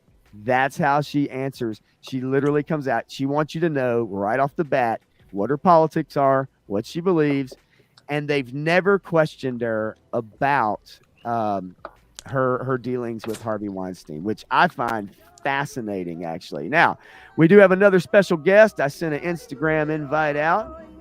Oh, who is it? Ladies and gentlemen, coming to the main stage, the one, the only. Gonzalez. Can we sing the song? Frostbite. Oh, there's my What's up, boy. Frostbite? What's up? What's up, buddy? What's up, Lanny? You got to have him drive in on the snowcat. Yeah, right? Hell yeah. How you doing, man? Good. Thanks for having me on. Absolutely. Love it. Love it. Love your it, background, dude. Thank you. man. Yes. You got it looking good. I was literally just sitting here sorting trading cards with Okay. you guys up on my TV wall, and I'm like, oh, this is great, just relaxing. And then I got the invite, and I'm like, yes. Yeah, man. No, I love it. And I went ahead and I say I splurged. I splurged today to get up to 10 people. I did like the monthly basic StreamYard thing for like $25. And I was like, man, if I can get 10 people on here, I'll be a happy boy, you know? And if I can't, I don't care. Cause everybody here is super freaking cool. And so this is fun. I know we've been on this Star Wars thing for quite some time. I tell you what, Frosty, if you can do me a favor, your mic is super hot. Is there a way that you have the ability just to Sorry. dial just a tad, just super hot? But and if I'm wrong, let me know by all means. about now? Fantastic. Fantastic. Love it. I want to say hi to Frank Doom on You in the house right now. Just showed up. What's up, Frank? So we got a little lively. Your usual co-host is up there too. Where's he at? Oh hell, Matthew Matson. What? Yes. What is up? Yes, actually, the other mother is a Zabrak. That's So here's the thing with the two. She was on Space Ghost Coast to Coast, I think. So the God two damn. mothers of the twins, one of them is a Zabrak, which actually was, that's what Maul was. The Night Sisters were able to transform him and his brother, actually, in the Clone Wars, into the warriors that they became. But yes, yeah. So did they use the Force to make a baby? Is that what you're telling me? Okay. So Legends. Here's the deal. They have. I am definitely not high enough for what they they have redefined the Force now. So here's the thing. Everything we've ever been shown, everyone in the galaxy knows what the Force is. They call it the Force. However, these witches, they say that it's a thread. And it binds things together. It binds people together, which sounds familiar, right? Didn't Yoda say something about the Force binding living beings together? So they say it is a thread that you can pull, okay, to basically create your own destiny. But then she also goes on to say that the Force, the thread rather, okay, it's not a power to be wielded, but some people who like to call it the Force, they think they're the only ones who can wield it. Who the fuck wrote it? Who the fuck wrote this?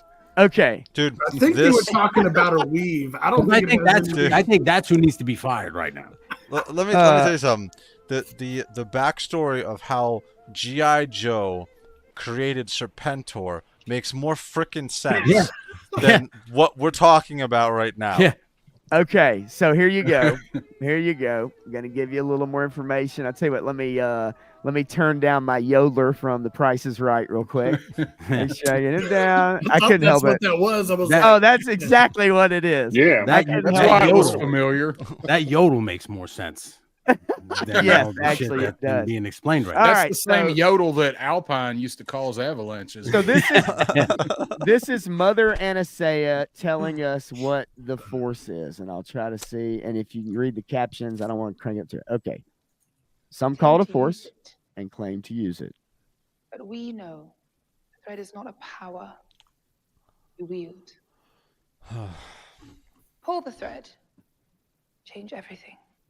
See, so this is, they conceived the twins. She actually impregnated her partner, and yes, she impregnated her partner using the thread or whatever, the Force. I don't know. Thread. Anyway, the thread. Of these nuts. Yeah. You're gonna see a turkey distiller floating across the screen. It ties you to other, binds you to others, ties you to your destiny, but you can pull the thread. And then this is the scene actually where she says, but some use it, to wield it as a power. And then she proceeds to use it as a power on these two women that walk up. And then she uses it as a power on her daughters. Oh, that's awesome. So it's the contradictions are amazing. So she says it's not something to be wielded, but then she turns right around and wields it. And Matthew says that the Force is too aggressive, too male. They scissored so hard they spawned twins. The part where she you were just showing where she knocks her down. Yeah, I need somebody that is much better at video wizardry than I am to splice in Smokey's going, you got knocked the fuck out. You got actually I probably could do it. So you gotta do it right now. No. So then we get her, and then look at this. God. Okay, ladies, pretend there's a strong wind and I want you to step. She threw a Hadouken at her. Yeah, that's what I was gonna say. It's from Street Fighter. Ryu, right. It was either Chun-Li's or Ryu's. So then Shrinking. she tells her daughters, tonight at the ceremony you will experience the power of many. And then she gets her daughters ready, and then they're fighting with each other, obviously. And then she's, holy moly. And look, and then you have the one stand up for the other, right? Oh, good girl, good girl. It's So Chris Tucker from Fifth Element. Yeah, Ruby Ride.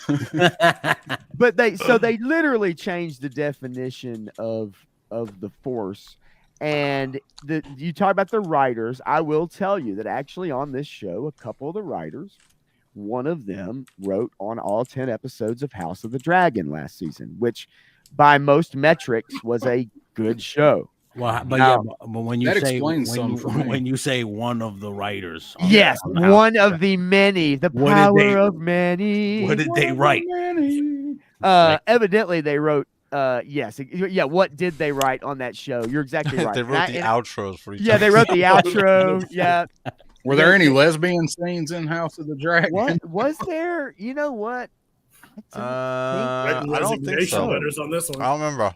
Yeah. I just don't understand why you just can't find better writing. I think at the end of the day, it has All right. nothing to do with agendas. I think it's just bad writing. Okay. I think if you 100%. write Tony, they better haven't stories- updated Chat GBT yet. That's why. Yeah, Roger, you know yeah, what it is? right. I feel like you're right, and I feel like they want their own take on these IPs. Yeah. And it's not. They're just hiring people who. they're So not so skillful. you're right. Look, Yeah. the bottom line is that the writing actually is atrocious. If you go back and look at the dialogue through these episodes, not only does it not even fit within the Star Wars universe, it doesn't even make sense. You have people saying common like new now world phrases, our world phrases, things that we would say instead of actually thinking it through, researching. You're talking about people who openly do not go back and watch previous stuff. They are very they hate the lore. I will say the showrunner that we talked about earlier, Leslie Headland, she has a Star Wars tattoo. She says she loves all of the Star Wars. She loves all the Star Sweet. Wars. And so that's her claim, is that she loves them all. But then when you ask her, she really never brings up any individual descriptions of anything. It's just a blanket statement. But nonetheless, yeah, this stuff is it's where there he is, Woody. Let's bring him back in. There he is. So this show is Woody brutal. on Toy Enhancers Internet. Man, Oh, I'm the center no. square. No, my phone. You are the center square right now. I keep So getting these messages because I have an iPhone 11, so they're trying to fucking fuck my phone up. I have to buy a new one, but I refuse. okay. So in other words, they're saying you can't update it anymore. Yeah, and you you're need forced to pay storage. You need $1,000. this, Those you need that. those phones come with social media pre-installed. So Yeah. Yeah. Make sure when you get that new phone, you get a year's free subscription to Disney Plus, though, Woody. You know, it is funny though that Crown Fox does say, I didn't even know those were girls until you said daughters, such gender neutral clothing. And what actually is funny about it is when they grow up 16 years later, they still have the same haircut as they did when they were 10 years old.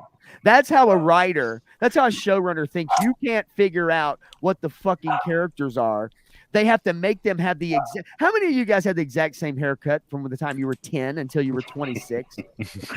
Yeah, I don't know, man. That kind of goes, man, because look at Luke and Han. I mean, they got the same haircut. Yeah, but it wasn't over a period of 16 years. It was over a period of just a few years, like 6 at the most. You know what I'm saying? Like, I just think when you're talking about children and you go to adulthood, their hair probably would change, but you don't have to be so on the like. You don't have to show us, audience. You're so stupid. You won't know who these two twins are without the same haircut when they were children. Like that, like class reunion. Look how much they've changed. Yeah. They have no faith in the viewer, and so, but nonetheless, this show obviously it is the lowest rated Star Wars of all time. Now, Solo the movie lost money for Disney. That was the first Star Wars project to lose money. Was Solo the movie? You know the thing about Solo, I didn't hate that movie. I didn't hate thought it had either. a lot Me more either. problems than what the general public originally thought.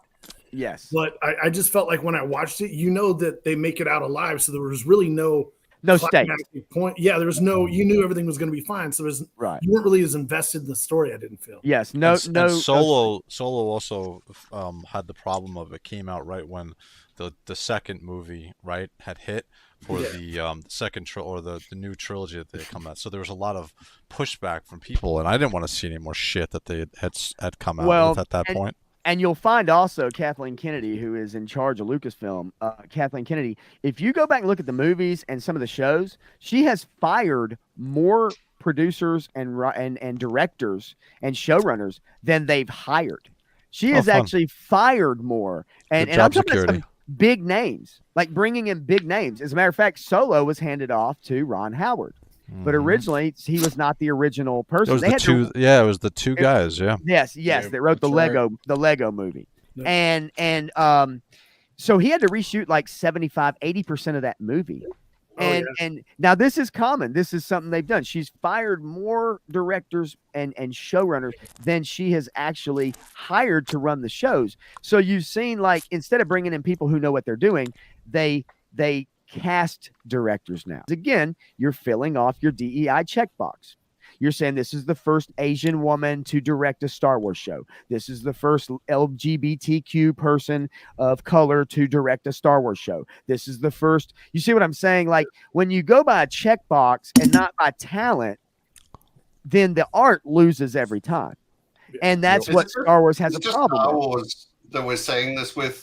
Noting that Lucasfilms is sitting under Disney, and Marvel's also sitting under Disney. Are we seeing like something heading onto the Marvel side of things as well? It's already happened. No, it's already happened. Think about Shang-Chi. Think about the madness, the Doctor Strange movie. Multiverse of Madness. Multiverse of Madness. Think about, he was a bystander in his own movie, because who was the star of the show? Kamala Khan. Scarlet Witch. Well, yeah, Scarlet Witch, who, by the way, in her own show, held a whole town under hypnosis. They couldn't even go to the bathroom. They were mentally disabled while she was mourning the loss of her boyfriend, created a fake family, and at the end of the show, the other female lead tells her, "This town will never know what you went through for them. They'll never know how you suffered." What the fuck are you talking about? I didn't even finish that fucking horrible show. I watched 4 episodes. Think about the Marvels. They took the main character out of her own movie to do what? Add 2 more female leads? That's right. And here's the one thing, and I think Woody will agree with me. This is the one series that hurt me the most, was the Captain America and the Falcon, because all the Captain America series were very well grounded. They had a very solid. I enjoyed them. I loved the Winter Soldier. I still go back and watch the original Captain America movie. Like, they're grounded. They're great. The writing is good. Yeah. And then they came out with this, and I was like, what are we watching? I agree. Because 100. They had to. Woody, go ahead, man. Did you watch that series at all? The Falcon and Winter Soldier on Disney Plus. What did you think about it at the end of the day?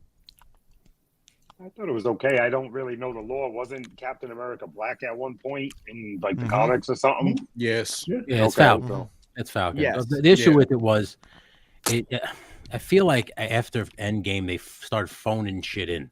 Yep. They started just giving you secondary characters because they're like, well, here it is now. We're popular, so we're just going to start feeding you bullshit. And now it's at a point where they've dug themselves into a hole that I don't think they can get themselves out of. Especially now that you're reading that they want the X-Men to be all females and shit like that. It's just like it's bullshit on top of bullshit on top of bullshit. X-Men already has females in it. They don't need to lead the cast. Nope. There's strong female characters in that fucking team. Why do they have to lead it? They're already there. You don't have to emphasize they need to lead. Just make the focus about the team, not about one guy. That's it. That's all you got to fucking do. It comes down to writing. In the end, they don't want it's lazy writing. They just want to push an agenda, which is what they're going to do, and that's going to be and that's what the writing is going to focus on, instead of just being a good written script that has all the points that you need to make. By just making it subtly, you don't have to shove it down people's throats. Legend, imagine if there were, like, I don't know, like comic books that already told these stories that they could go. Imagine if that was like, if that imagine. existed. Yeah. I don't know, decades of years of stories to pull from. Dude, listen, this is the same problem in pro wrestling. We have the same problem in pro wrestling. All right, they decided now that it has to be Cody, women and men at the same time. Women, I listen with all due respect, they're not that good. They're not that good, right? No. But they have to get the same amount of airtime as men, and the show sucks. People don't know why the show sucks. I'll tell you why the show sucks. You just don't have the balls to say it out loud. Yeah. It's the one that's the segments that you don't want to talk about. That's what it is. There's certain, Legend, certain franchises though, like the latest Predator movie, which was Prey. I felt the female lead in that was just perfect. But, good writing. You can do When it done well. right, yeah. When done right, it's fine. You'll Yeah. accept it. You'll buy it. But it's when the writing is just lazy, phoned in. You literally see through the cracks. You're like, oh, I know what this is now. This isn't a good story. This is just some agenda bullshit. That's the problem. And I still gotta watch that. I Well, haven't seen that yet. you know, and it's pretty good. It's pretty good. There's some decent writing. You know, there is some stuff in there that's believable. What I have trouble with a lot of times is watching like a 90-pound woman take on 5 240-pound guys in one scene. Look, don't get me wrong. I'm not saying, you know, from an escapism standpoint that I can't believe, but it's like every show you're like, there's no way that these people could be, you know, these guys could be this dumb. But then they hire an actress who doesn't even do the stunts well, right? Like you see it, and you know it when you see it.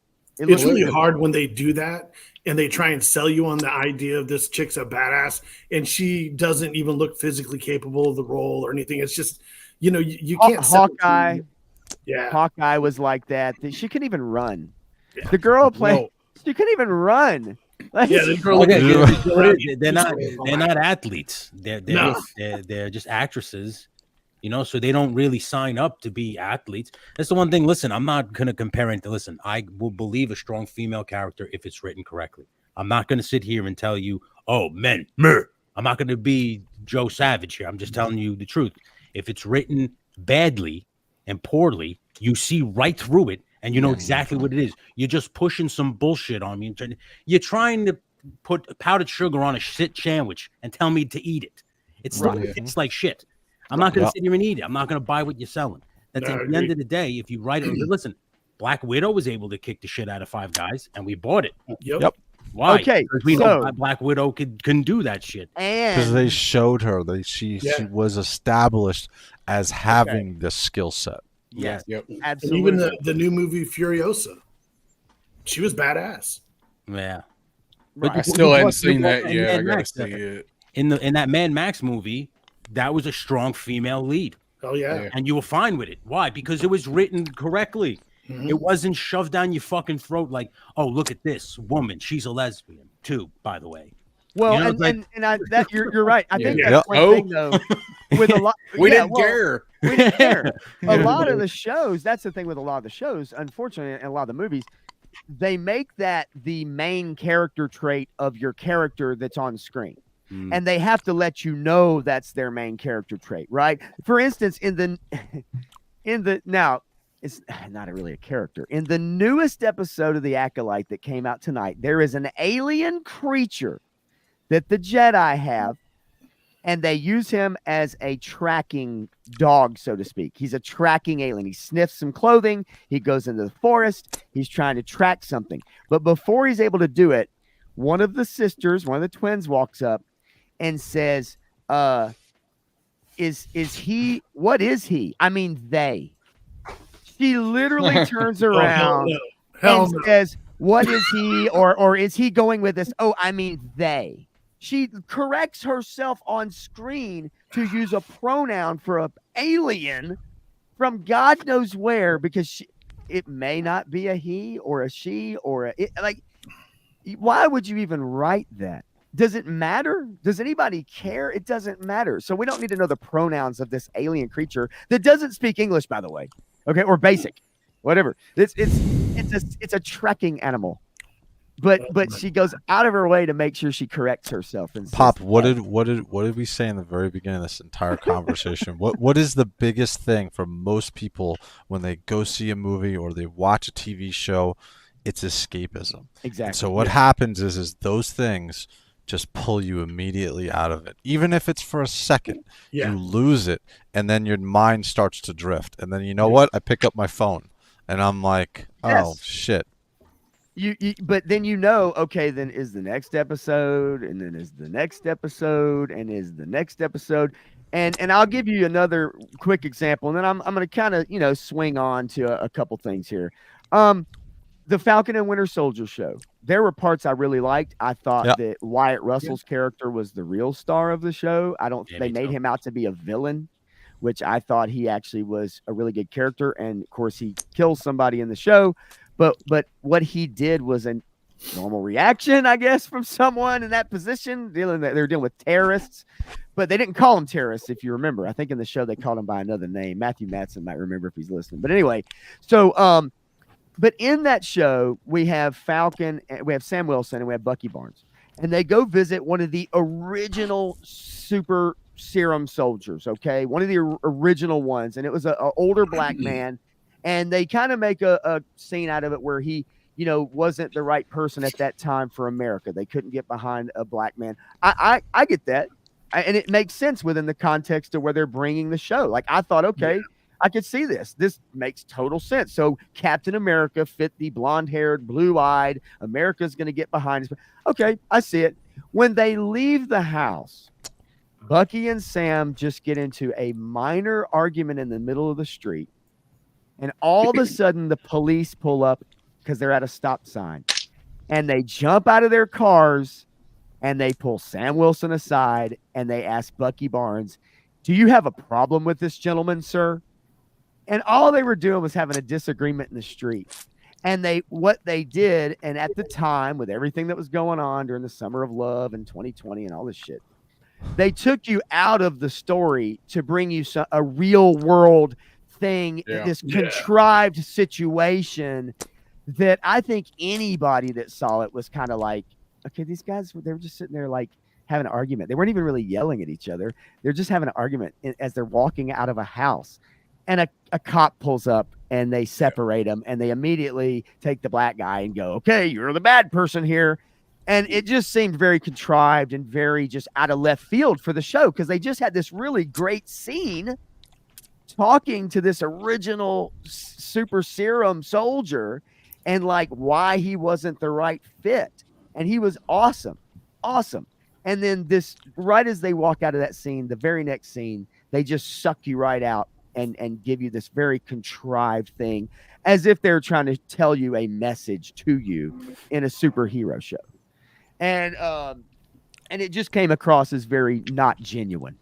I think there's a way to do it. But that does happen. I mean, I believe that. I do believe that. That definitely happens. My children are white, and I've been approached by cops before. And really, where's your dad? Really, I could have my arm around my two children, and where's your dad?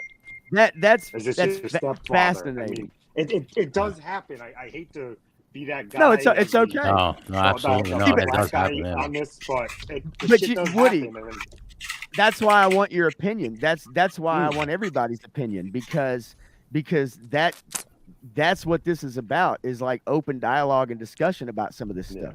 And like I go into a store and I need help. Why do I need help when I go to a car dealership? And why? I mean, the shit still happens. I hate to be the guy. No, but it's getting less. Okay.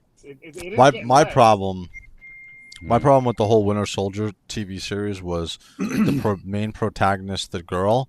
I still don't even remember what like the deal was with her. Like, and that kind of just took me out of the show. Like, it was the terrorist girl. Yeah, she was really forgettable, honestly. They did make her a sympathetic character, but she was going around bombing places and killing people. But remember at the end, Sam Wilson comes out and he sympathizes with her and says, "Well, you're just misunderstood." You remember? And then he tells the senators, "You have to do better." these people, and it's like, yeah, but they're terrorists. Like, they're And that's the bombing thing, and like, killing people. it Like, was, I dude, it understand was so forgettable. And I can tell you right now, I could talk to each one of you and say, do you guys remember this from the Winter Soldier movie? Do you remember, like what, like, you can remember specific things from the, right? And so the fact that one of the main villains for this 8 hours, okay, or was it 45 minutes, some of the episodes, right? We're talking over 6 hours, so way longer than the Winter Soldier movie that came out. And I can't even tell you right now what that main protagonist chick, like, her entire deal was on that show. That's how boring and forgettable that was. The one thing I remember about that show was how horrible his comic book costume translated to live action. Oh, God. I thought it was so bad. I will agree with you. There is a lot that you probably don't really remember about a lot of these shows because they're not very memorable. The writing's not very memorable, and the characters aren't very memorable. And also, Legends, right? Didn't you say that they were giving you a bunch of secondary characters? Is that But what you mentioned earlier? Yeah, because what's happening now is, listen, they killed off Iron Man, right? Captain America gives the shield to Sam. Yeah. It is just all the guys for the last 10 years that you were watching are gone. So now it's just like the new blood's gotta like take the horns and go with it. I was fine with all of that stuff because, like Woody said, that shit happens. So you got to put that shit in the show because you got to show what Sam Wilson is facing when he gets the mantle of Captain America. Yeah. So I understood all of it. But again, that to me, that show was when the writing started tanking because then you watch the other shit and you're like, well, listen, the Falcon and the Winter Soldier wasn't great. It wasn't by any stretch of the imagination, but I can stomach that. The other ones you can't even fucking get through. Because they're dead.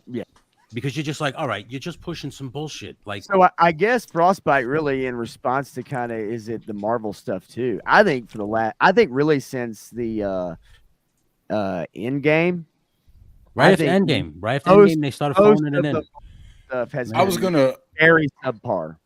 I was going to say something earlier because somebody, Rafe or Legend, somebody had brought up how it started going downhill after Endgame, started going down or started turning that way in Endgame, right? Because we had to have the scene where she's not alone, although Scarlet Witch was and Captain Marvel are fully capable of handling Thanos alone. But they're not. That's one thing too. They dumbed down Thanos in Endgame.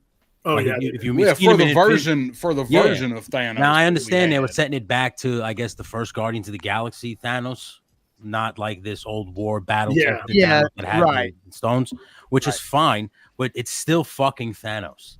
Yeah, like it didn't matter. He just was much stronger because he had the stones now, but he's still the brilliant strategist. He still takes over fucking planets. Oh, yeah. He's still not like weak. But how many of us in the chat here have actually read all of the Infinity War comic books or grew up reading them? Yeah, I read most of them for the most part. I've not. My brother had them, but I never read them. I'm a monster Marvel Comics fiend. I have been since I was like 12 years old, until currently. But I can tell you, like, they twisted that story up so crazy that it doesn't make a whole lot of sense. The Infinity Gauntlet series was one of the, I think that was right after Inferno, right? As far as like one of the really big summer Marvel, right? And then after Infinity Gauntlet, then they came out with the Infinity Journey or something, right? Where Adam Warlock went. Yeah, Infinity War came after. But the original story, Silver Surfer and Adam Warlock. Yeah. I mean, guys. And weren't like, didn't Adam Warlock basically tell Silver Surfer that the superheroes were just pawns? Pretty much. Yeah. They were just going to slow him. The main plan. Yep. I understood, like, from the Thanos, like, the one thing I loved about Infinity War though was like that first movie was pretty much about Thanos and kind of explaining to you what the Mad Titan was. Yeah. And in the books, he's doing it to please death. Yep. But kids that go to watch this, they're not going to understand that. They couldn't. No, that was never mentioned. But that's the thing too. They gave it an original look, Thanos. Absolutely. And then not to like at the end. I mean, maybe I'm the only one because I'm an asshole. But at the end, you were rooting for Thanos.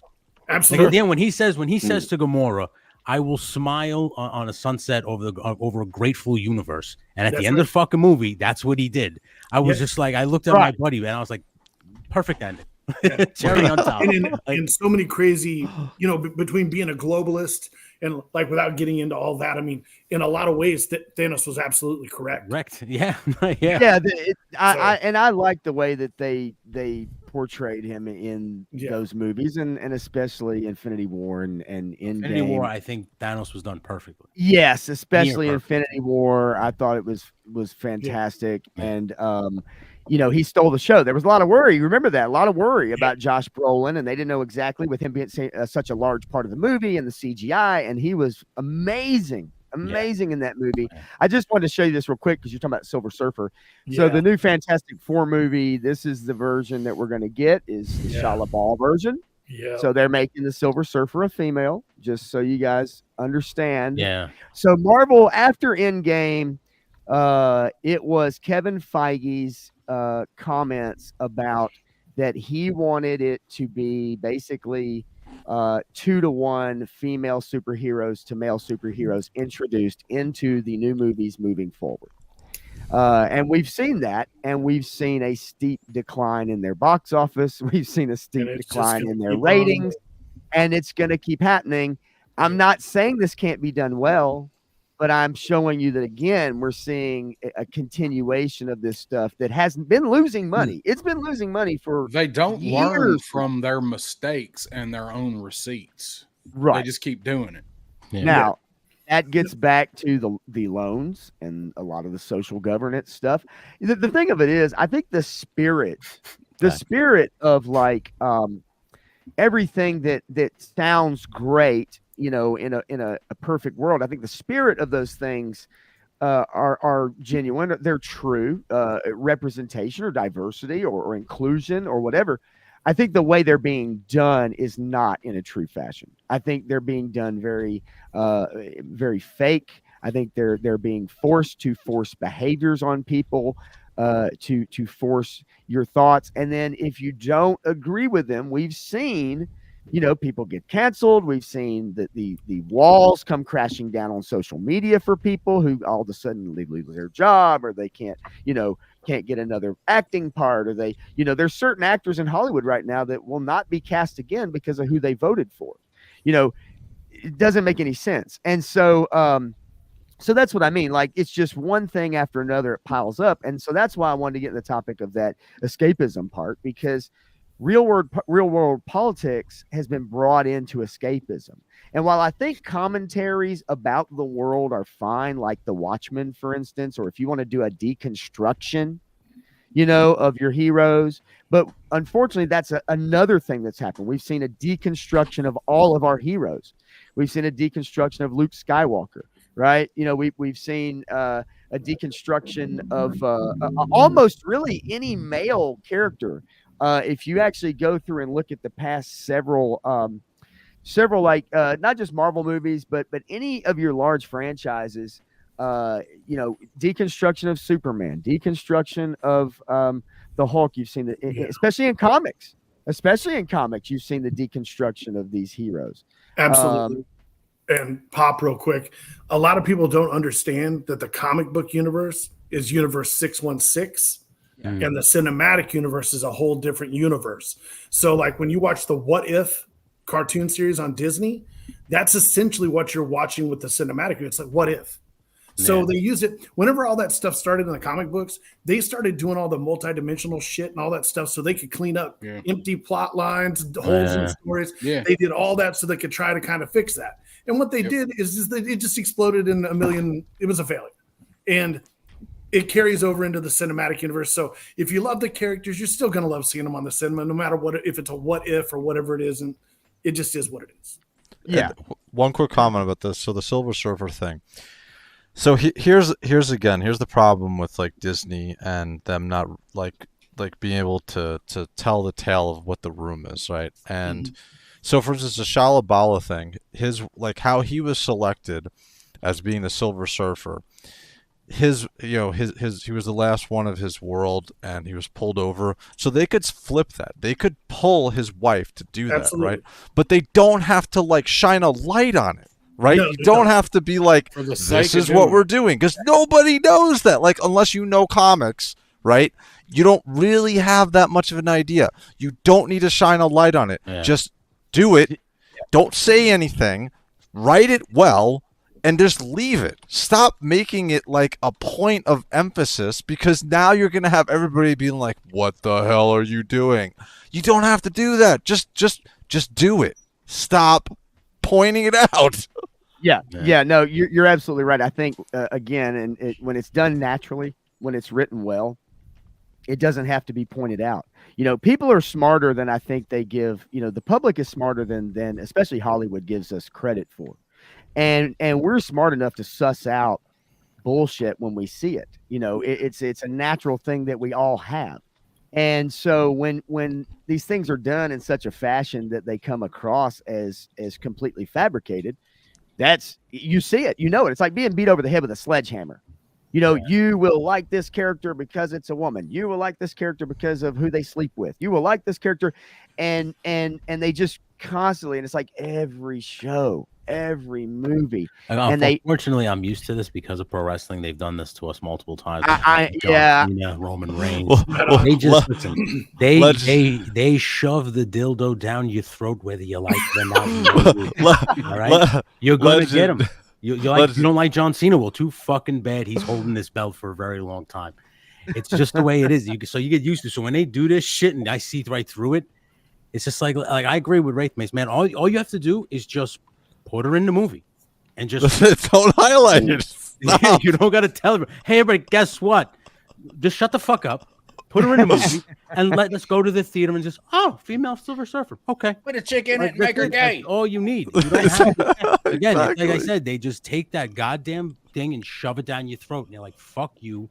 You're going to take it and you're going to enjoy it. You're still going to come spend your money. So fuck you. Like, we got you. That's all it is, man.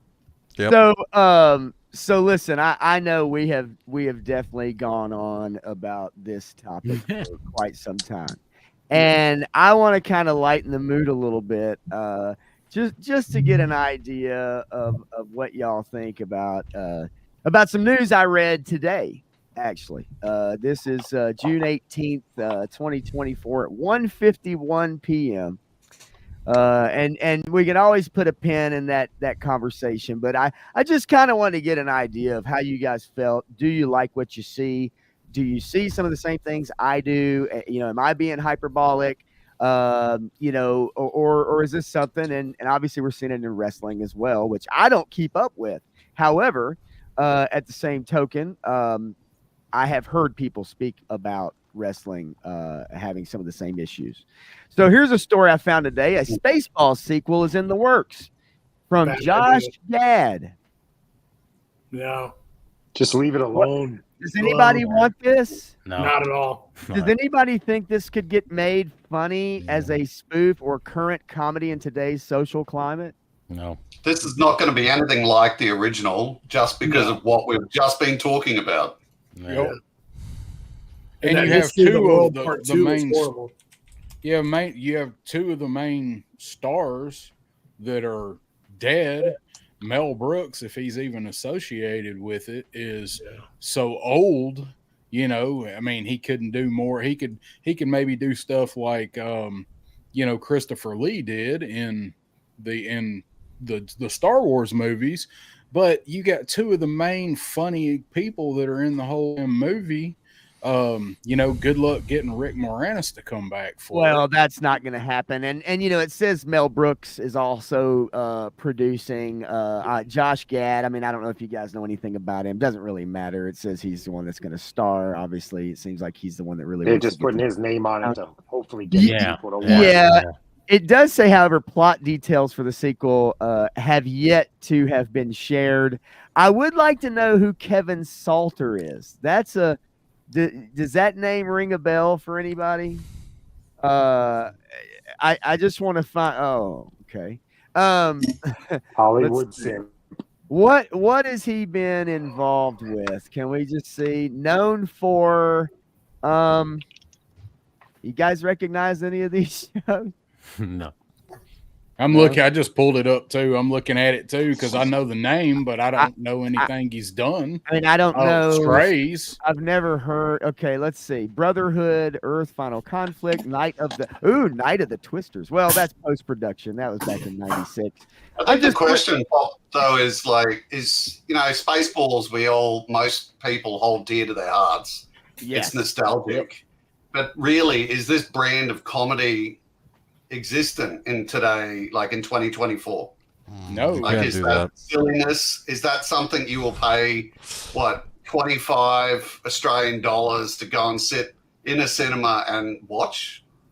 No. Yeah, I have a hard time believing that this would gain much traction. I think the movie, yes, it has a large fan base, but I don't know that it's a fan base that's going to turn out to see a sequel.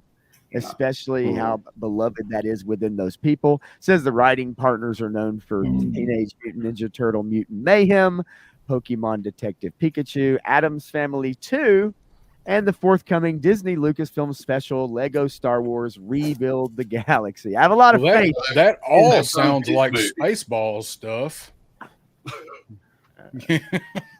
I don't know. It's crazy because they're gonna have to hit such a grand slam with this movie to do well. Like everything that's gonna be against it.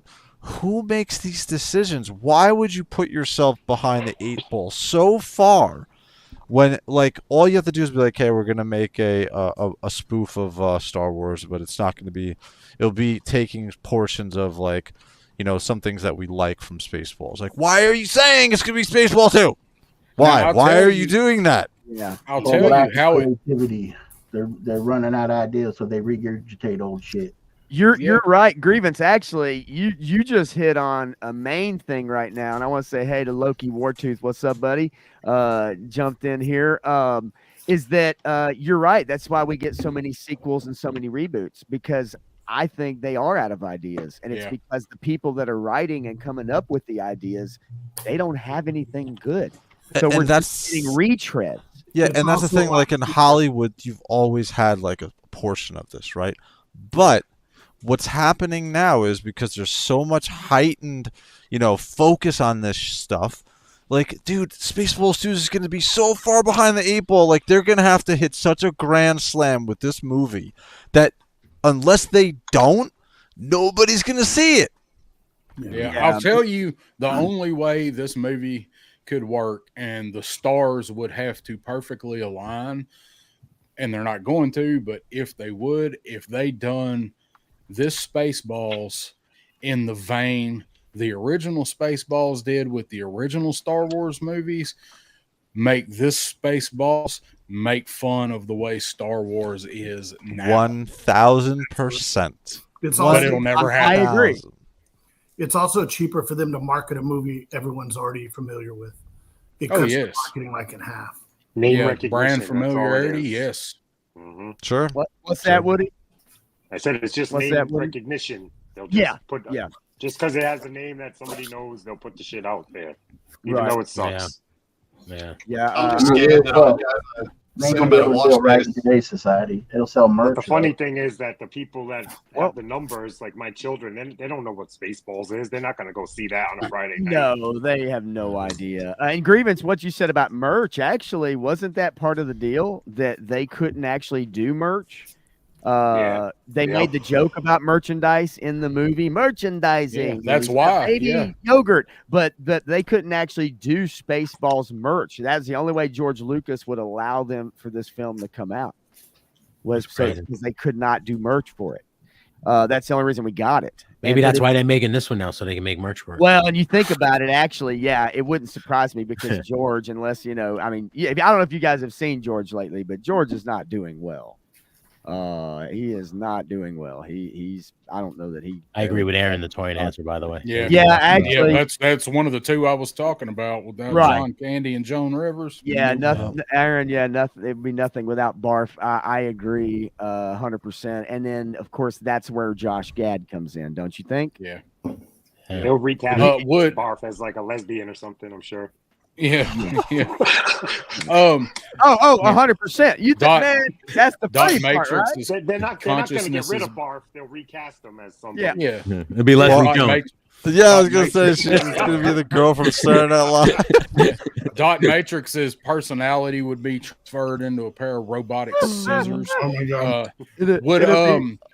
Would Disney let this get made? Poking fun of Star Wars now. How's that work? So you can make satire, like that's the thing. You're allowed to make spoofs of properties, right? Well, if anybody has the money to fight it and drag it out, it's Disney. Yeah, it's the satire. That's how you get a lot of people. Like for instance, you have that satire, like Broadway show that's like a burlesque joke. I don't know if you've ever seen this advertised. It's in New York City. It's like a burlesque show of like The Empire Strikes Back, and I'm like, what the hell? It's because it's a satire, and they can get it by, and it talks about like sexual jokes. It's like crazy.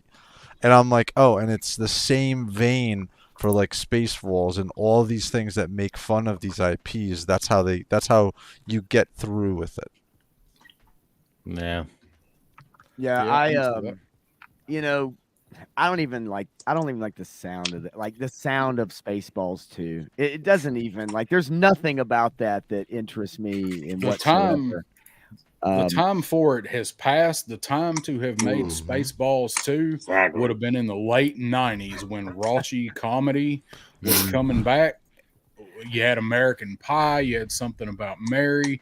That would have been the time to bring Spaceballs 2 out. Everybody was still alive. Right. Yeah, it's Well, far not John too long, but still, it's far too long now. And like Woody said, I mean, you know, his kids aren't going. I don't care how you market this thing. Kids are not. Yeah, nobody's getting. No young people are going to give a now, shit. I will tell you though. I showed my son Spaceballs when he was probably like 10 or 11, and absolutely loves that movie. Absolutely loves that movie. So I'm not saying with that. Be close to that. Yes, No.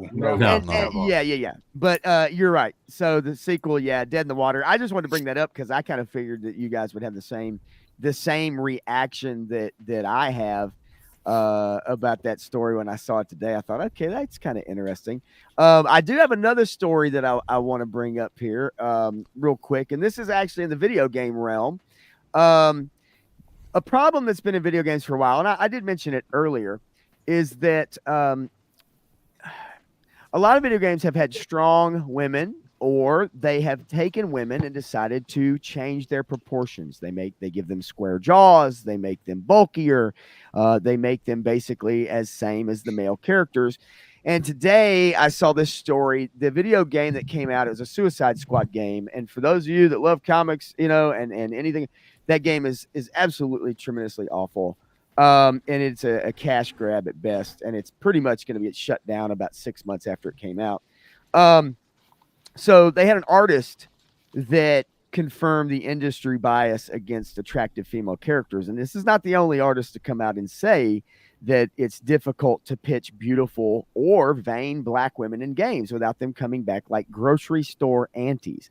And he's not just talking, or aunties. He's not just talking about like even the black women. He's talking about just beautiful female characters in general. And you find this in Western video game culture. You do not find it in the East. As a matter of fact, any of you that pay attention to manga, any of you that pay attention to anime, Asian culture still making anime with beautiful women, they have not been pulled into this thing now where men and women are equal.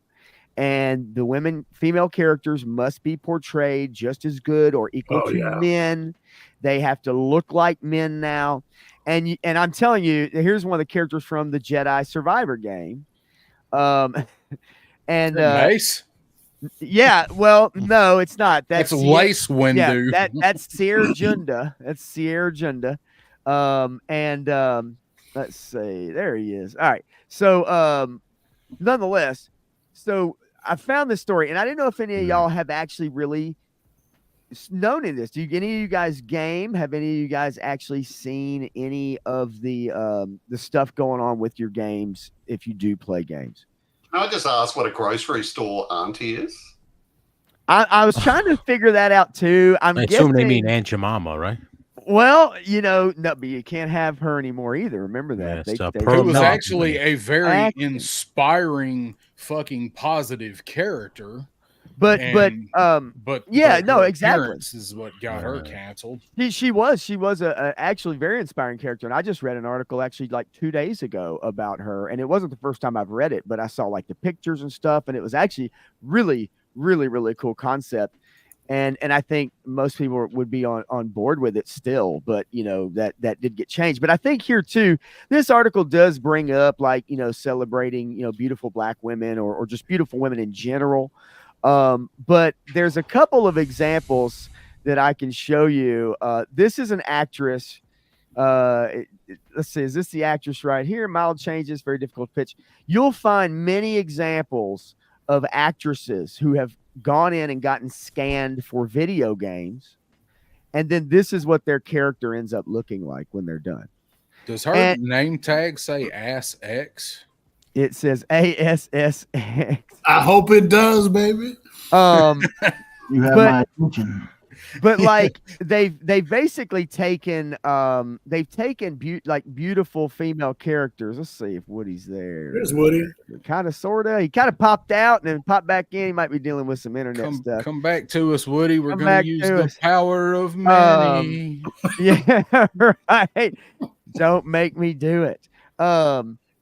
Let's see. I just want to show you guys some examples of female video game characters and how they've been changed.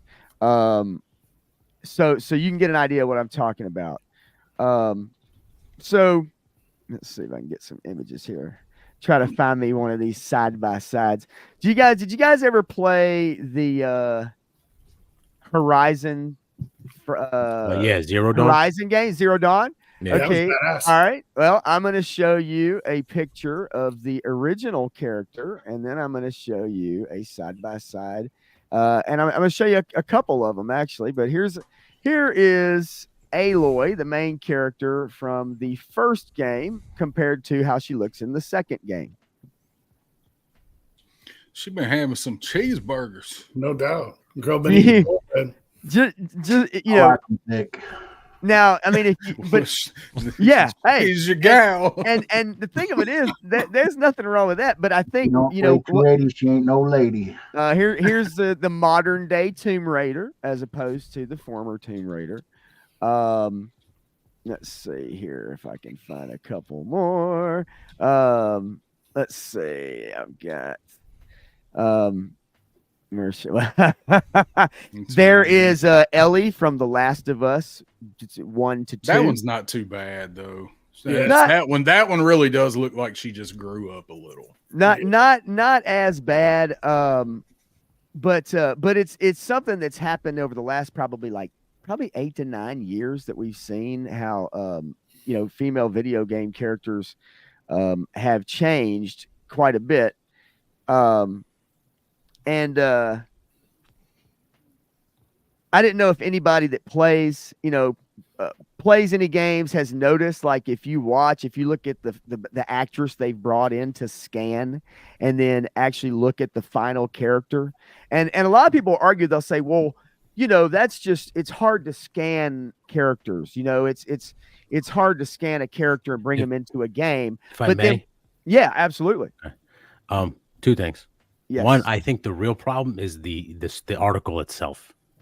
This doesn't need to be light shined on it. Not at all. If the game is good, the game is good. Doesn't matter what the person looks like.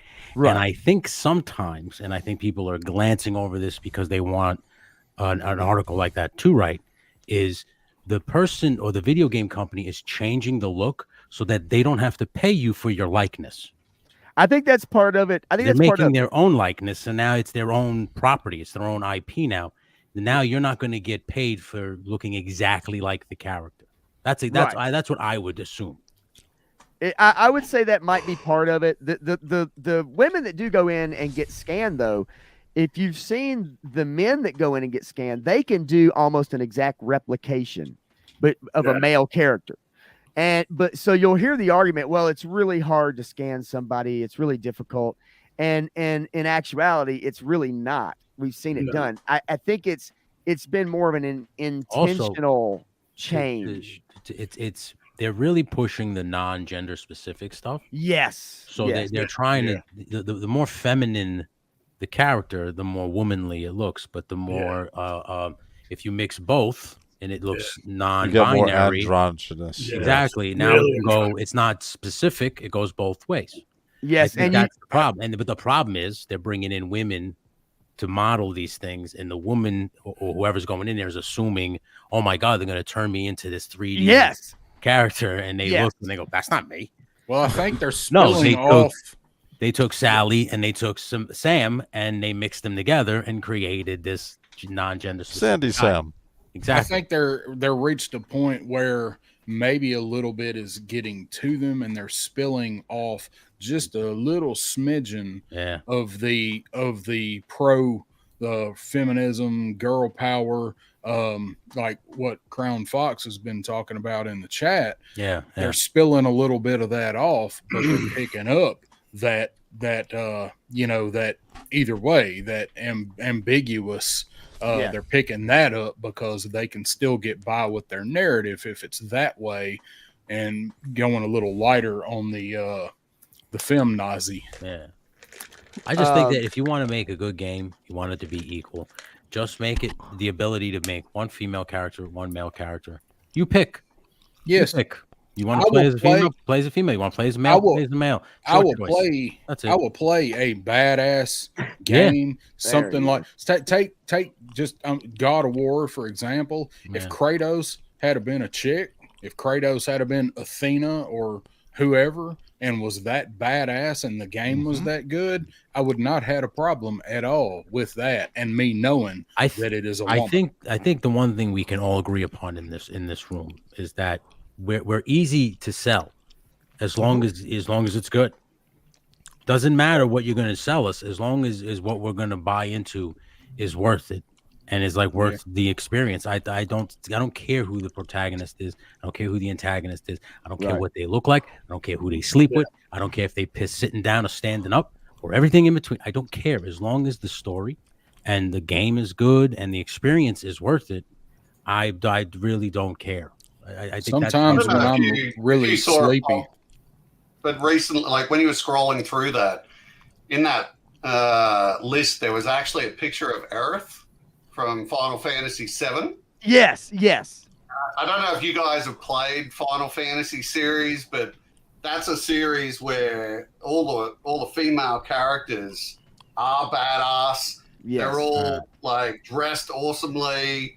They're not beautiful, like they're cute type thing. It's not sexualized. It's just amazing characters. I agree. And actually, the thing was, and something that I had mentioned, is that where those games come from.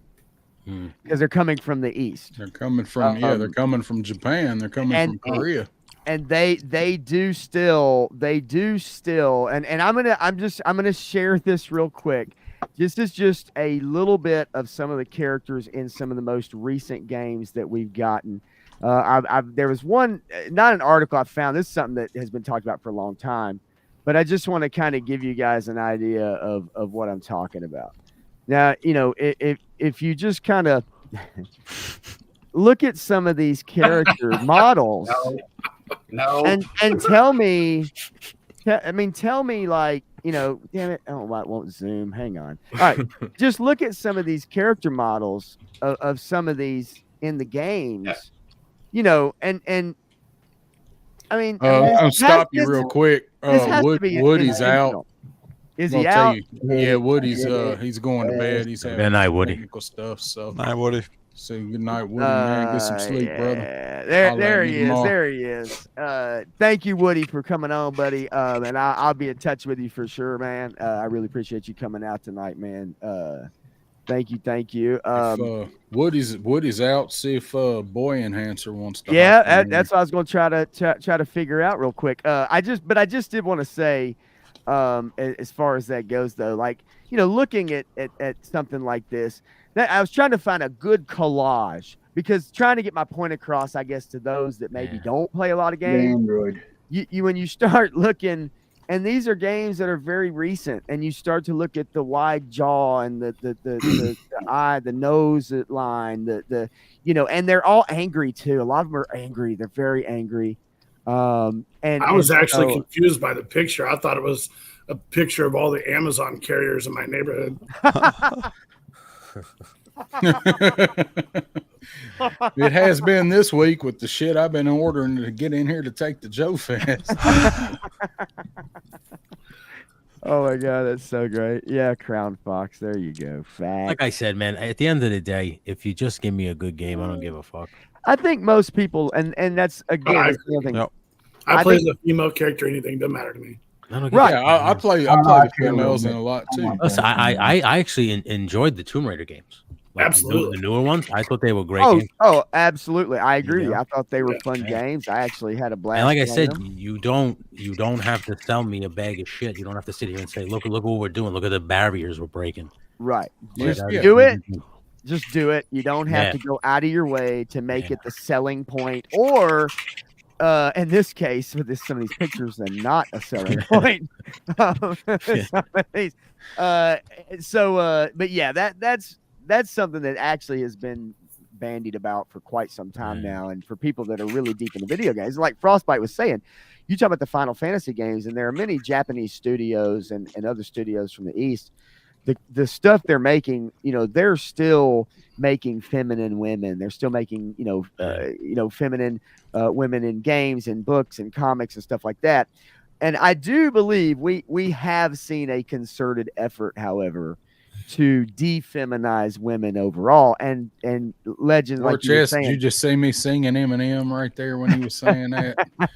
Feminist women and So but one of the biggest androgynous parts. You guys mentioned androgynous. Yeah. That's what I just want to mention. So one of the biggest games right now is an online game called Genshin Impact, right? Genshin Impact, I think. Yes. Genshin And Impact. so the reason why I know that is because my wife is a gamer and she plays that, right? By the way, marriage and everybody having their own hobbies is how you have a happy marriage, or That's you awesome. keep married, stay married. But so she plays Genshin Impact, and one of the things with that the game, one of the aspects is it has women, and my wife wants to play a girl that's pretty, right? So she wants to. It's escapism for her. She wants to. So it's like, again, these things have a way, I think, of auto correcting themselves, right? I think in 10, 15 years, I think all this stuff is going to come back around. You're going to see more masculine type of things, because it just keeps rolling around, dude, right? It just, everything revolves, right? Our generation, we're in this hyper sensitive type of time, right? If you look back at like Gen X, we were really like one of the first generations where our parents kind of left us, we had to fend for ourselves in a lot of instances. And now, so we hyper corrected with our children, where everything is participation trophies and everything, right? In a lot of these instances. And then our kids are going to be like, what? This is terrible, right? I don't like this, right? They're going to go back again. So things are going to revolve, and they're just going to keep this circulation. At least that's what I think. I think mean, from my own kid and listen to him and his friends talk, like I think the media tries to portray the Zoomer generation as being really into a lot of this stuff that we get kind of pushed on us all the time, and I don't believe they really are. In a couple states, maybe, parents that use them as purse puppies to parade them around for social clout. But I think that most kids, man, you're seeing more and more kids, young men that are more conservative teenagers than ever before. They are turning down social media. I believe those things, and I do believe, Wraith, you will see like a shift back the other direction. And I actually believe, in some sense, I do believe there's going to be a massive backlash against not necessarily technology, but against sharing your everyday life every day, all day long, nonstop, social media, to an extent. But I do think that there's going to be a large contingent of people that want to go to an extent. They'd rather go back to a flip phone, or they'd rather go back to not knowing everybody's business of every moment of every day. Well, I'll tell you from a technology standpoint what's going to happen. There's going to be a movement towards like it's reading the tea leaves, right? The companies that read the tea leaves and they can read how society is looking at things, they're going to be making the money, right? So if society wants less of a touch with technology but have more technology, that if that makes sense, that's the way it's going to roll. Right, you're gonna see like less people on their phones all the time, but there's gonna be something else that's gonna replace it takes right? its place. Yeah, Exactly, and it's just gonna keep moving forward. Like as a society, we keep moving forward, and things have a way of revolving themselves. Right, if you go back to the early 1900s and you look at a lot of the stuff that happened in previous times, even from when we were going through that pandemic and back to when we had the Spanish flu and everything just has a way of revolving itself, right? The one thing that's constant though with our society is we keep moving forward. We keep trying to get better and better and better. So from the perspective of like the stories and how things look and masculinity, we're in a weird place right now, but I think it's just going to in 10, 15, 20 years, dude, this is all going to revolve. This is all going to keep a circulation. I think we're going to get back to another point. Whether people want it to or not, it's just the way that things roll. I know, like, I've certainly hit just this point in my life. Like, I'm 47 and I'm just sick of some shit. And I've just, like, hit this point of you do you, boo. Like I'm just going to roll with my life, look after my kids and my wife and everyone else. Like, you just do you and just go away. Yeah. I feel a lot of people really, I think most people are actually like that. I think, you know, at the end of the day, most people want to work. They want to make a little money, have some toys, you know, whatever those toys consist of, right? No matter what that means, have their toys.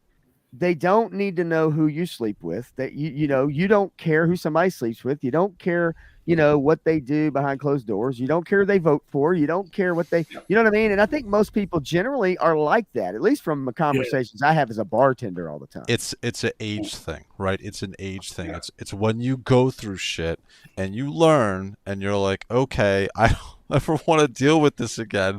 I just want to have my own life. I want to have my own YouTube channel where I talk about Warhammer 40K and I play World of Warcraft, and that's all I want, and I want my family, and I'm fine. I don't need to know what everybody else is doing. No, I agree completely. I turned 49 this year, and I own 3 fucking companies, man. I work my ass off. Yep. I limit people's access to me. Yeah. If you're in your like late 30s or mid 40s and I know you and you need something from me, or you're like one of those people that just consistently needs help, I just can't do nothing for you. If you're that old and you still can't get your shit straight, it's a handout, not a hand up anymore. Yep, and it's hard. It's hard to relate to those type of people, right? Because it is. We've been through, when you've been through the shit and you've struggled and you've done the work to get to a point where you can say that you're successful and you're happy in your life. I'm happy in my life. I have this little crazy setup. I'm freaking happy, man. I have 2 kids. I have my wife. I have my career where I want, and I just want to chill and have fun, right? That's it. That's all I want. Absolutely. So I completely agree with you. Grievous, what about you, man? What'd you call me? I said, what about you, man? How do you feel about it, brother? I imagine you kind of the same way. You like to keep to yourself, but like you don't really care what other people. It doesn't matter to you. You don't need anybody telling you what they like, who they like, what they do. Right. Yeah, I keep to myself. I'm with him. Don't ask me for shit. I ain't gonna borrow shit from you. I don't owe people nothing. I don't want nobody to owe me nothing. There you go. I told a gentleman I was talking to before I came on this show, I live by the tell your story walking. Yeah. So if listen, I'm living my life the way I want. I have the job I want. I have the wife I want. I have every fucking toy I could ever ask for. Yep. I'm happy as shit.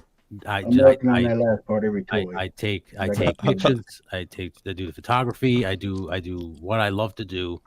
I don't give a shit about anything else. You know what I'm saying? If we're on the same wavelength, you like what I do, then we can talk and we can have a great conversation. If you don't, no big deal. Just tell your story walking. Just exactly. keep on moving, man, and we're good. I like that a lot, actually. That's you know, great. I like I said, today I'm sure just like a lot of guys in this room, I pre-ordered my stingers. I got my Sergeant Slaughter. I got everything I needed. Happy as shit. I didn't bother nobody. You know what I'm saying? I'm living my life exactly how I want. I'm very, very happy about it. And I'm sure I'm happy if everybody else got theirs, we could talk about it, but I don't want to listen to bullshit. You know what I'm saying? I don't even watch the news. I'm the same way, dude. Most of the time, I just have cartoons on. Oh, yeah, no, I'm with you. That makes the most sense to me. Watching just old G.I. Joe, it makes the most sense to me. Watching Thundercats and He-Man and Ninja Turtles, it makes the most sense to me. Watching the news does not make sense. I can't do it. No, it's just a big cartoon too. Trust me. Listen, I blissfully ignorant. That's it. Just I live blissfully ignorant. I live in my bubble. I think there's something to be said for that too. I do, man. I believe in that. I think is it good to be tuned in? I think on a local level, maybe. Maybe things that you can directly affect change in your local area, maybe.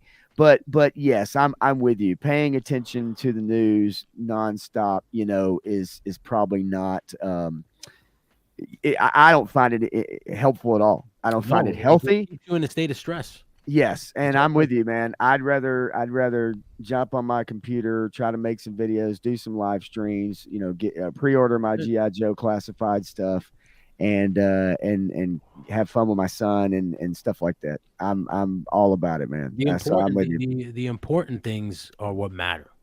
At the end of the day, it doesn't matter about bullshit. Doesn't matter about negativity or drama. As long as you got your little slice of heaven, your little piece of happiness. That's all that we need. Right. That's all that you need. Yeah, man. Real quick, just want to say, Todd C. Yeah, man. I think social media made people unsatisfied with the life they have. I think it does make it easy to play Keeping Up with the Joneses. It makes it a lot easier to do that, which is not a good thing to be doing. So I feel like social media made it like it was easy. It was simpler years ago, right? Where it was, now I'm jealous of my next door neighbor. Now your next door neighbor is a click away on your phone. So now you're constantly able to see. And unfortunately, until you get to a certain point in your life, the younger generation, you're constantly comparing yourself with what you don't have compared to what these other people have, right?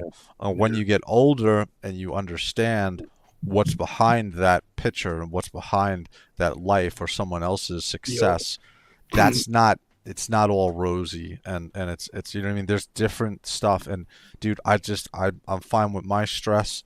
I'm fine with my stuff. I don't want other people's stuff. I'm cool.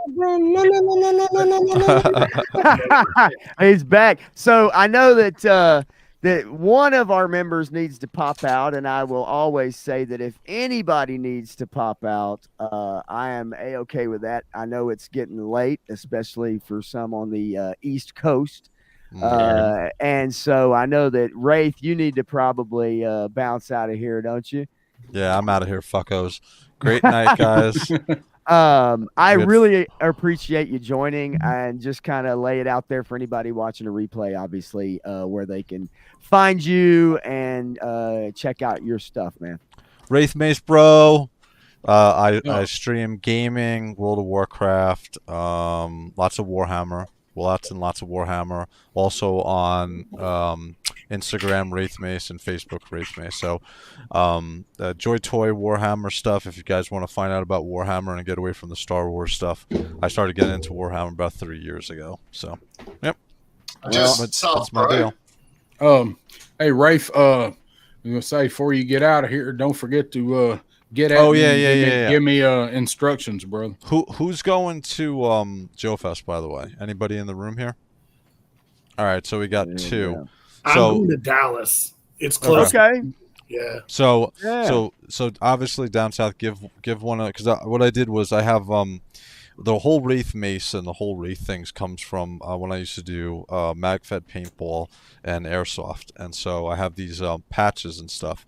So I sent down south a whole bunch of patches to give to the crew and everybody at nice. at the Joe Fest. So if you're going, just message down south. I think I sent you 12, right? And so you should have take 3, and then there's going to be 9 left.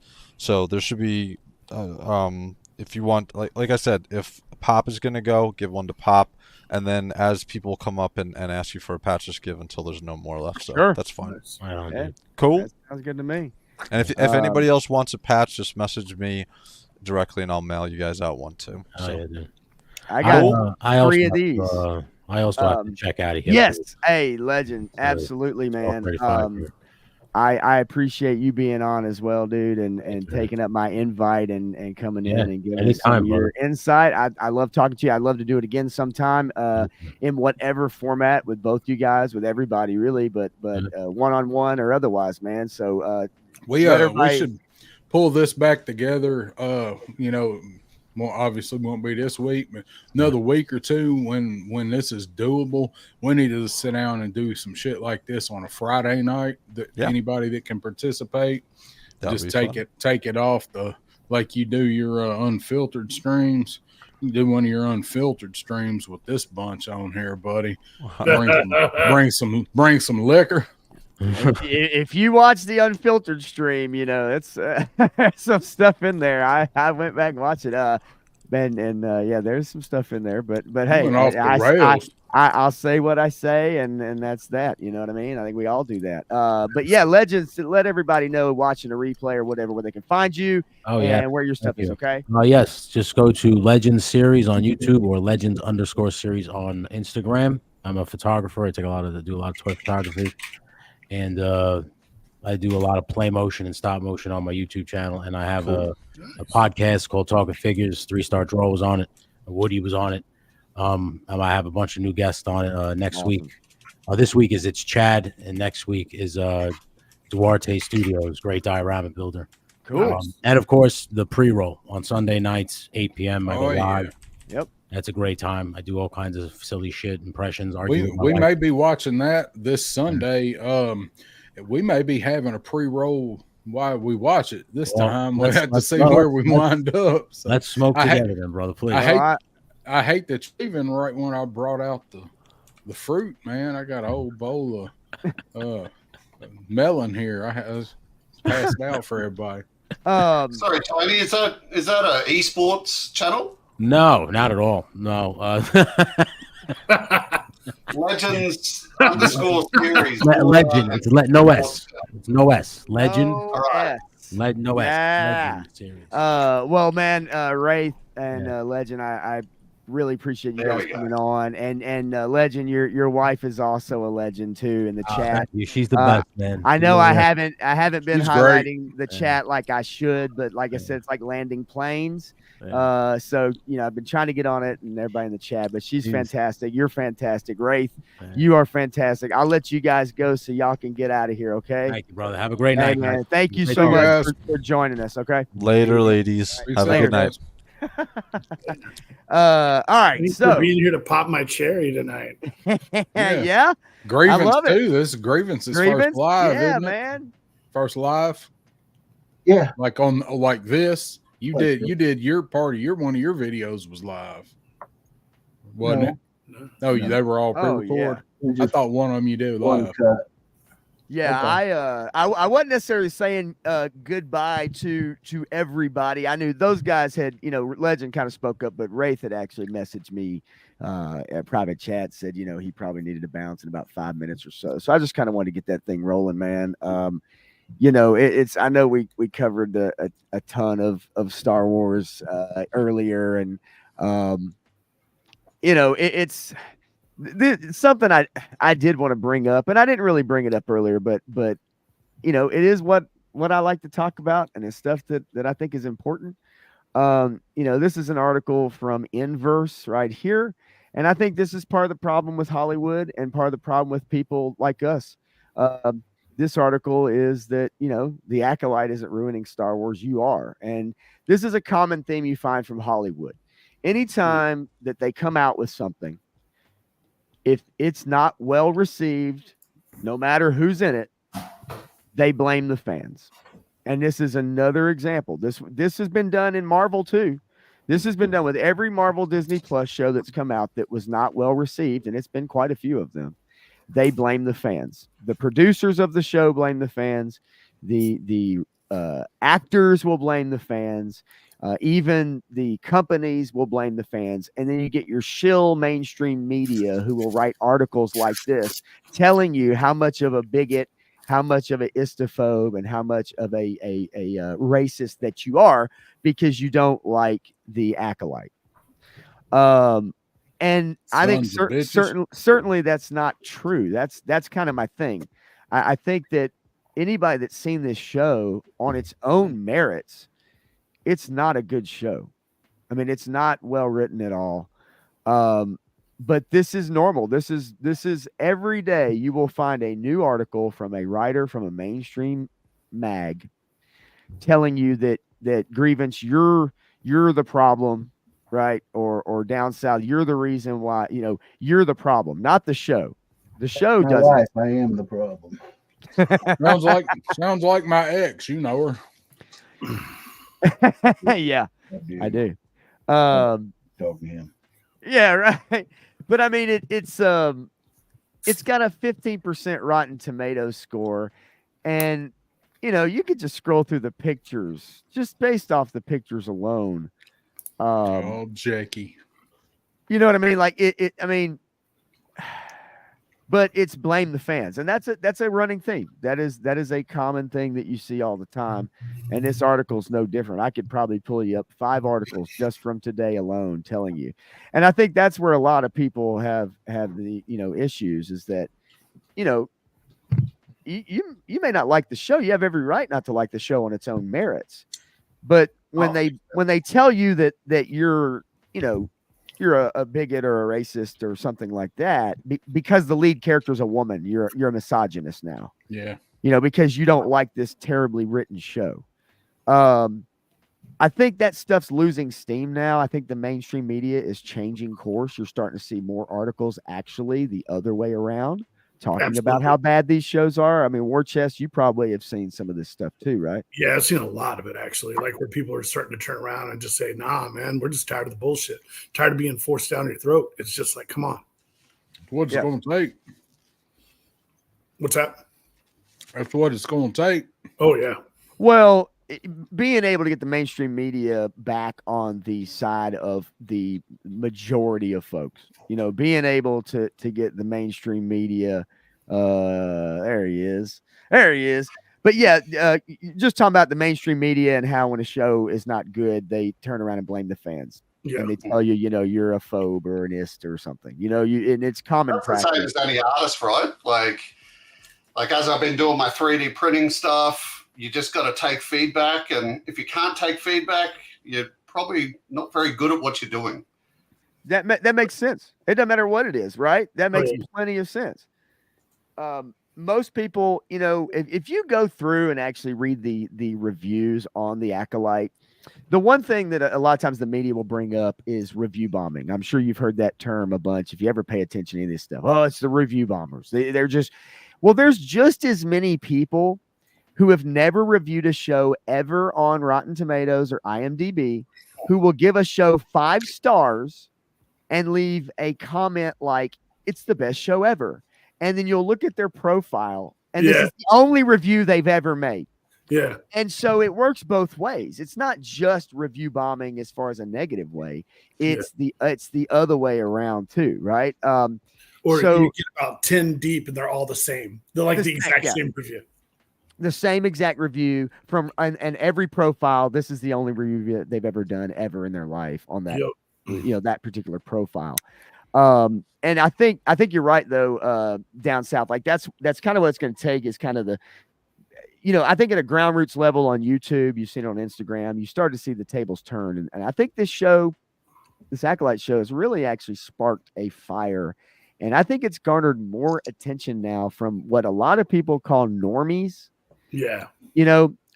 People that would watch any Marvel show and not question it. They just consume the next Marvel show and the next Marvel show. But I think even those people are starting to notice, why does every character have to be this? Why is this written so bad? Why is this so contrived? And yeah, I think the mainstream media will help with that. But I think more people are tuning into YouTubers. They're getting their news from YouTubers. They're getting their information from YouTubers and Instagram, more than, like we said earlier, about watching the news. People would rather get their news from someone on YouTube or independent source than a connected source these days. I tell you, they bring in. What's that? I try and just vote with my wallet. So, right, my Disney sub ran out, I think it was a month before the Acolyte was announced. Yeah. And now, I've just heard bad reviews about it. So I'll probably just wait until I hear good reviews about some show and then resub. Not a bad idea. Down south, what were you saying? With your melons. On what Frostbite was saying, and they got some crazy shows down there too. So he's got a lot of wild shit to choose from. No, I was gonna say, I know one person then they can bring in and fix Star Wars right now if they'd write him in. Who is that? If they write this guy in right here. Let me see.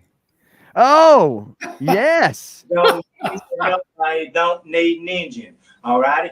Now, them things there, if I was put them in my pockets, they'd get me for concealment of a deadly weapons. They said you got your son fella coming at you out in the trailer park. Regular cannon-backer, you say? No, says I. Watch this, people. Yeah, we just rolled through the trailer park. What's that? Set the ninja stars right there. He can fix G.I. Joe. He can fix Star Wars. Ninja Star. Ninja Star. That is, I've never used a can of tobacco as a Ninja Star, but I'd be willing to give it a try, depending on who it is I'm throwing it at. I use anything I got. Ninja Star. I have to tell you, though, the writing was superb in that. I give that 5 stars. This is my first review I've ever left on content. 5 stars. Mm-hmm. Best show ever. Ninja Stars. Ninja Stars. Well, I don't have a whole ton of other stuff. I don't know if any of y'all had it kept up with House of the Dragon at all. I did mention a little bit of it earlier. Have you watched episode 1? Because Lenny watched it. Yeah, I watched the first season just in the last 2 weeks. Okay.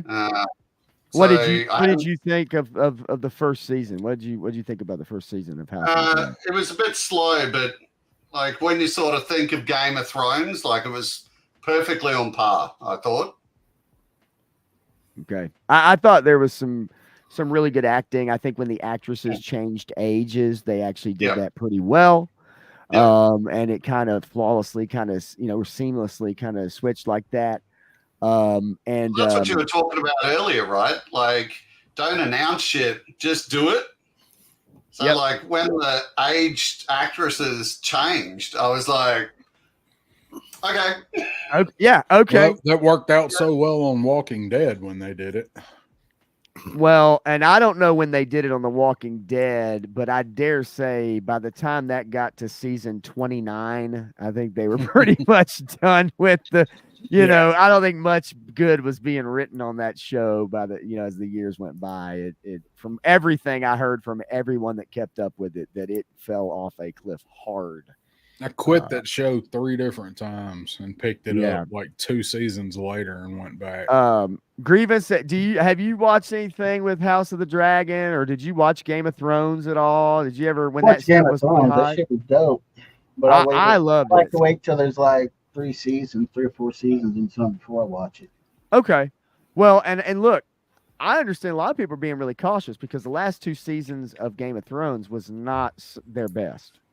And things got sped up very quickly. People were traveling across the continent in 20 minutes of an episode and showing up, and things were not making sense. I think the showrunners didn't have any any more books to write and take from to adapt, so they had to kind of make it up as they went.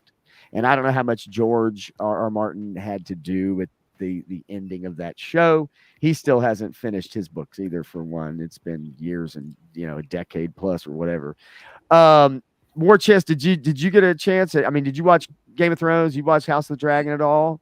I watched Game of Thrones. I ended the series pretty much when the girl made it to the assassin training place. I was okay. And then in the House of the Dragons, I watched the whole first series, and it was very. I thought the production on it was great. I felt the story was a little bit slow, and by the time the series ended for the first series, I was like, "That's a hell of a start." I was like, "That's good." So I have not watched the new one yet, but I think hearing about it. I was gonna watch it today, and the girlfriend was like, "Yo, motherfucker, you watch it?" I was like, "All right, chill out." Hey, you got to do what you got to do. Todd C asked if the action was decent, and Todd C also said he wants to watch cheesy martial arts flicks. I used to watch those on Sunday afternoons when I was a kid. They always came on TV because there's only 3 channels to choose from. But yeah, I think episode 1. I do think if you go in and watch it down south, did you get a chance to watch it today? I know you'd mentioned you want to finish it. Yeah, I finished it. And it is. I think it is a slower show in essence when it comes to the violence and the sex and stuff that Game of Thrones had. It doesn't quite go down that route. I do think that it is very good acting. I think it's well written. I think the characters are very good. And in season 1, I thought one of the most powerful scenes was when Viserys, the king, is trying to walk across the room to his throne when he's really old and had his cane. And all he wants to do is be a good father and have his family eat dinner and sit down together. But that scene where he walked across the room and his whole family's standing there and he's got that half of a mask on because half of his face and his eyeballs gone and he's walking slowly. And they film that scene and they don't waste a single moment, right? Like of film. They literally follow him across the room to his throne. And then when he drops in his cane, his brother comes over to help him pick it up, which I thought was a very powerful moment to put the crown on him. It was, I'm telling you, I thought that was one of the most well shot. That was a great scene because he come in, he was infirmed. Everybody in the gallery, the court was looking at him like, oh shit, well he's never gonna make it over here. He's old, he's feeble, he has no power. And him walking across that room and taking his seat showed them that he still did have a little bit of power. He wasn't quite done yet. Yeah, I thought it was fantastic. Now, given that as a whole, as far as the show is concerned, I do agree. I think there were it was a little on the slower side, and for those that want maybe more action or what Game of Thrones brought with the whites and the with the walkers and stuff and some of the other houses and all the that had some amazing fighting sequences in it. The Battle of the Bastards was one of them that was amazing. One of the best episodes. Yeah, but I do believe in this show. Grievance, I think maybe if it goes, which I think maybe 3 seasons, maybe 4. So season 1 is out, and then episode 1 of season 2. It is on HBO or Max, or if you want to sail the high seas and figure out the old pirate bay cove. Yeah, okay. So then I sell a live TV service. I get all that shit for free. There you go, then, man. So it's on Max. I do think it's worth your time. It on doesn't. TV. There you go, baby. Okay. Well, then we'll talk. We won't let all the secrets out here, but we can definitely. To me, Paul, like it fills the area like, for me, a successful show has me caring about characters. So when something happens to them, I go, oh shit, or I just care for the storyline. So like that House of Dragons, right in the end scene of the first season. Yes. With the dragons, I was like, awesome. Oh shit. Awesome. Yeah. Coming from up above and with the dragons. And, oh man. And then there was another TV series recently called The Bear. I heard about that. I heard it was So, really good. I watched that, and it's, at the end of the first episode, even though it was like 11 at night, I wanted to watch that second episode. Yeah. That is the call of a good show, right? That's it. That's it. And Grievance, you said you were a binge watcher when it comes to TV as well. I do like the week-to-week episode part because I think it extends the life out of a show like the Fallout TV show I thought was really good. And I think had it been week to week, it might have extended out that popularity a little bit rather than it all being done. 2 weeks of talk and it's over, right? Yeah. There's no hype. There's no. The show has no legs. The problem with doing it that way is when they get to a certain point, all these shows now have to take a fucking break, and it's 6 months, 9 months before you get back to the story. Or longer. It's longer than that. It's like try 2 years. Yeah, well, I mean, you're talking about Yellowstone, but and you see these shows, not one episode of Yellowstone. And you see all these shows for NBC and ABC and stuff, and you're getting 22 episodes. Yeah. And then on all these streaming networks, you get dick. It's 6, just like, come 8, on. 10, Well, the writer's strike in 2000, I want to say it was 2008, maybe. It was when Lost was still on TV. Yeah. And Lost had like 22 to 24 episodes a season. And after that writer's strike, they went down to like 16. Mm-hmm. And after that, you started to see most shows cut their number of episodes down. Even on network television, they started doing a lot of reruns, doing a lot of in-season breaks, and then they'd run 4 episodes, and then they do a bunch of reruns for 3 weeks, and then they do 3 or 4 episodes, and then a rerun for a month or so. And but yeah, you're right. With the streaming shows, as much money as they're putting into these shows, you would think that you would get more episodes. I know they're expensive. Yeah. But I agree. I do think, however, sometimes we've seen with shows that when you stretch them out, then you get filler episodes. Yeah. You get episodes that aren't as meaty, that don't mean as much, that have side characters and it follows 2 people you don't care about. Yeah. And so I'd say the good and bad. Was notorious for that. Yeah, that's exactly what I've heard. That it was notorious for that. I did want to say, Frank Dumanu says the Theon sausage making episode in Game of Thrones. That was a rough one, and I remember the first time I saw that. And they cut from him. The 2 girls come in, and then the bastard, what's his name, comes in, and the cold-hearted part. So they get him all hot and bothered and ready, and then next thing you know, you see the knife, the butcher knife coming down or whatever, the big blade, and it's like chomp. And then you see a piece of sausage being laid out into a bowl or something. And it's like, oh. And he's taking a bite out of it. And he makes him look at it for a minute, too. And he's like, oh, no. Did you think? Oh, no. Yeah. Ramsay Bolton. That's right. But I do think it's worth your time. I think House of the Dragon is a very well-crafted show. I think it's about to get really bloody and really ugly. But I did love the buildup of season 1 and giving us the history. Now, this book is actually not very big, and they're taking a show that does not take up many pages, and it's kind of condensed. So they're actually kind of stretching this show out already a little bit because there's not a lot of material to cover. It really isn't. So I don't know how many seasons it's going to go, but for anybody listening, I definitely recommend it. I really do. Well, they've got to cover the 200 years or something prior to Daenerys. Well, they're not going to cover all that. This is the battle of the blacks and the greens and what leads up to the war. I don't think they're going to quite go all the way. Although I did see an article today. There is a Game of Thrones spinoff show that is currently being filmed actually at the moment. And I can't remember which one that is, but they, because when Game of Thrones ended, they had like 5 different spin-off shows that were supposed to happen. Oh yeah. And they ended up, because of the way seasons 7 and 8 were responded to and received, not very well, mind you. They decided to cancel most of them. The only one that's actually being done, I think, is the Jon Snow.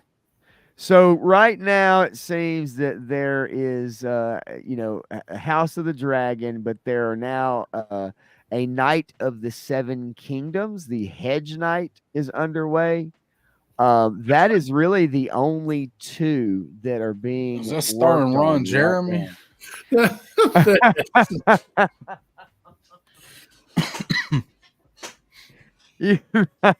now. Isn't he dead? He's in No, prison. he's in jail. He's in Oh, jail. Right yeah. now. Well, I guess he's as good as he's as good as. Saying he's 76, and they This locked is him okay. up. So a Knight of the Seven Kingdoms, if you know anything about it, and I don't know a ton. This follows Sir Duncan the Tall and the disguised Targaryen youth Aegon the Fifth. So Aegon the Fifth, who goes by Egg for short. So Did he used to play for the Suns? I think you're right. No, actually, he was traded to Memphis and then retired because he had to go down to Memphis and play. Well, who could blame him? Yeah, who could blame him? Anyway, so yeah, man. I like it. I just want to get an idea if you guys, kept up with it, and it sounds like you kind of do. Definitely check out, season 2. I like the first episode, but it is, it's set up. It's set up. That's all I can say. It's man. So can I just add, like you were talking about Fallout before and how Yes. it was so short, but I think it's actually had like a massive byproduct that has Correct. brought attention back to its actual roots being the games. Like you are correct. In YouTube and like ads and reels and everything, I've never seen so many people talking about Fallout. All of it, not just the TV show. So I will tell you, I actually, and if you see my hat right now, okay. Yep. I am a huge fan. As a matter of fact, my son's been down here playing one of the Fallout games beside me as I've been doing the stream. He's on the Xbox playing Fallout. That's my favorite gaming universe. I am a huge Fallout fan. And played all of the games, including the 90s ones top down. Yes, you're right. It actually put Fallout 4 back to the top of the Steam charts on Steam. If you play video games, Fallout 76 has more players than it's ever had before, which was a terrible game. It wasn't that good. Yeah, terrible game. And I tried it for 80 levels, and I was like, I can't play this game. And it has more players than it's ever had before. There are people going back and playing New Vegas. There's people going and playing Fallout 3. There's people that are going and playing 1 and 2, the original games. It did. You're absolutely right, Frostbite. It did get a huge resurgence, and I love that because we won't get a mainline Fallout game, like a single player game. The last one was in 2015. We will probably not get another main Fallout game until probably 2035. So they are basically relying on those fans because they have to do Elder Scrolls 6. They've got to do the next Skyrim. Skyrim came out in 2012, I think. Sounds right. So, and that game is probably shot maybe for 2030, 2029, 2030, maybe. So as long as it takes to make these games, but it is good to see. I'm glad people are jumping back into those games. I thought if you haven't seen, it's on Amazon, the Fallout TV show. There are some lore inconsistencies. What I get it, I really do. But I think I had a big smile on my face watching that show. I binged the whole thing, of course. I thought it was really good. It's a lot of fun. I knew nothing about Fallout other than what little bit you told me, and I watched it and I really enjoyed it. I mean, I thought it was a great series. I can't wait for the next season. Yeah, 2 years from now. What I'm really hoping for is similar to the vein of the way they did Fallout. I'm really hoping they can do as much justice to the property I've been waiting for that's been in development hell for several years, and that's BioShock. If they do BioShock right, that can be a beautiful, fantastic, amazing show. But they got to do it right, and they're gonna have to have a pretty big budget to do that, since it's all underwater. But I love BioShock. That's one of my favorite franchises. I can't wait to see what they do with it. Ken Levine, the creator of BioShock, he has a new game coming out called Judas. Judas, and it's it's very similar to BioShock. You can look at it. You've got hand powers, you've got guns, it looks similar, but it's a new game from him, and hell, they might adapt that. If that turns out to be something great, they may adapt that. Who knows? Fallout kind of broke the mold in a way. Now there's other video game adaptations, but the success of that show and how they were able to adapt a video game really has opened it up now, and you're going to start seeing more adaptations of video games. And Grievous, I seen in the chat, anybody play DayZ? You talking about DayZ? I played DayZ. I like DayZ. Man, my son and I played the hell out of that game for a minute, man. I love DayZ. Phenomenal. Yeah. Jigga what? No, DayZ was a super cool game. I haven't been on it in a while. Still run servers on it. Even though I ain't played it in 3 or 4 months, I still got a server. Yeah. I mean, that's how it goes with a lot of games, though, man. There's another good property that they're supposed to be converting into. I heard it was going to be a movie, but it might work better as a series. That's Dishonored. Dishonored, man. Yeah. Dishonored. Unfortunately, that studio got shut down because they were forced to make a shitty multiplayer game that they're not good at making, and they lost a lot of money on it. It's called Redfall, and it was buggy and awful. Oh yeah, Redfall. And it's common in the games industry that these companies want to jump on the live service bandwagon, like Fortnite or something. They're looking for the next Fortnite. And so they'll force companies who make single player games with narrative driven stories and stuff to make something that's out of their comfort zone that they don't really know how to do well. And then when that game fails and loses money, then they get shut down as a studio. And that's what happened with the folks behind Dishonored. Doesn't mean they won't make a show.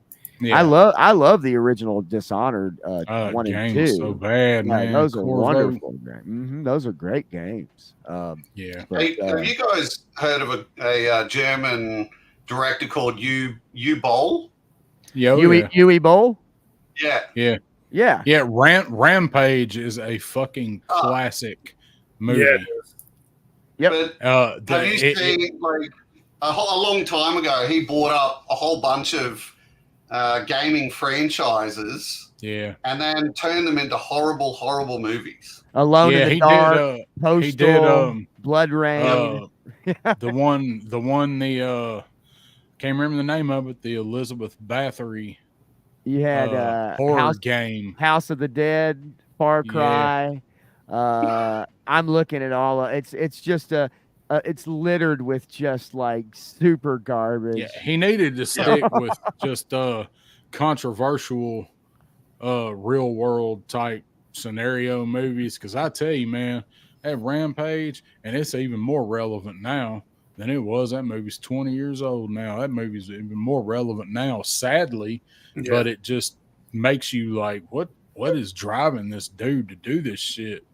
But that's funny that you brought him up, man. I hadn't thought about that dude in a while.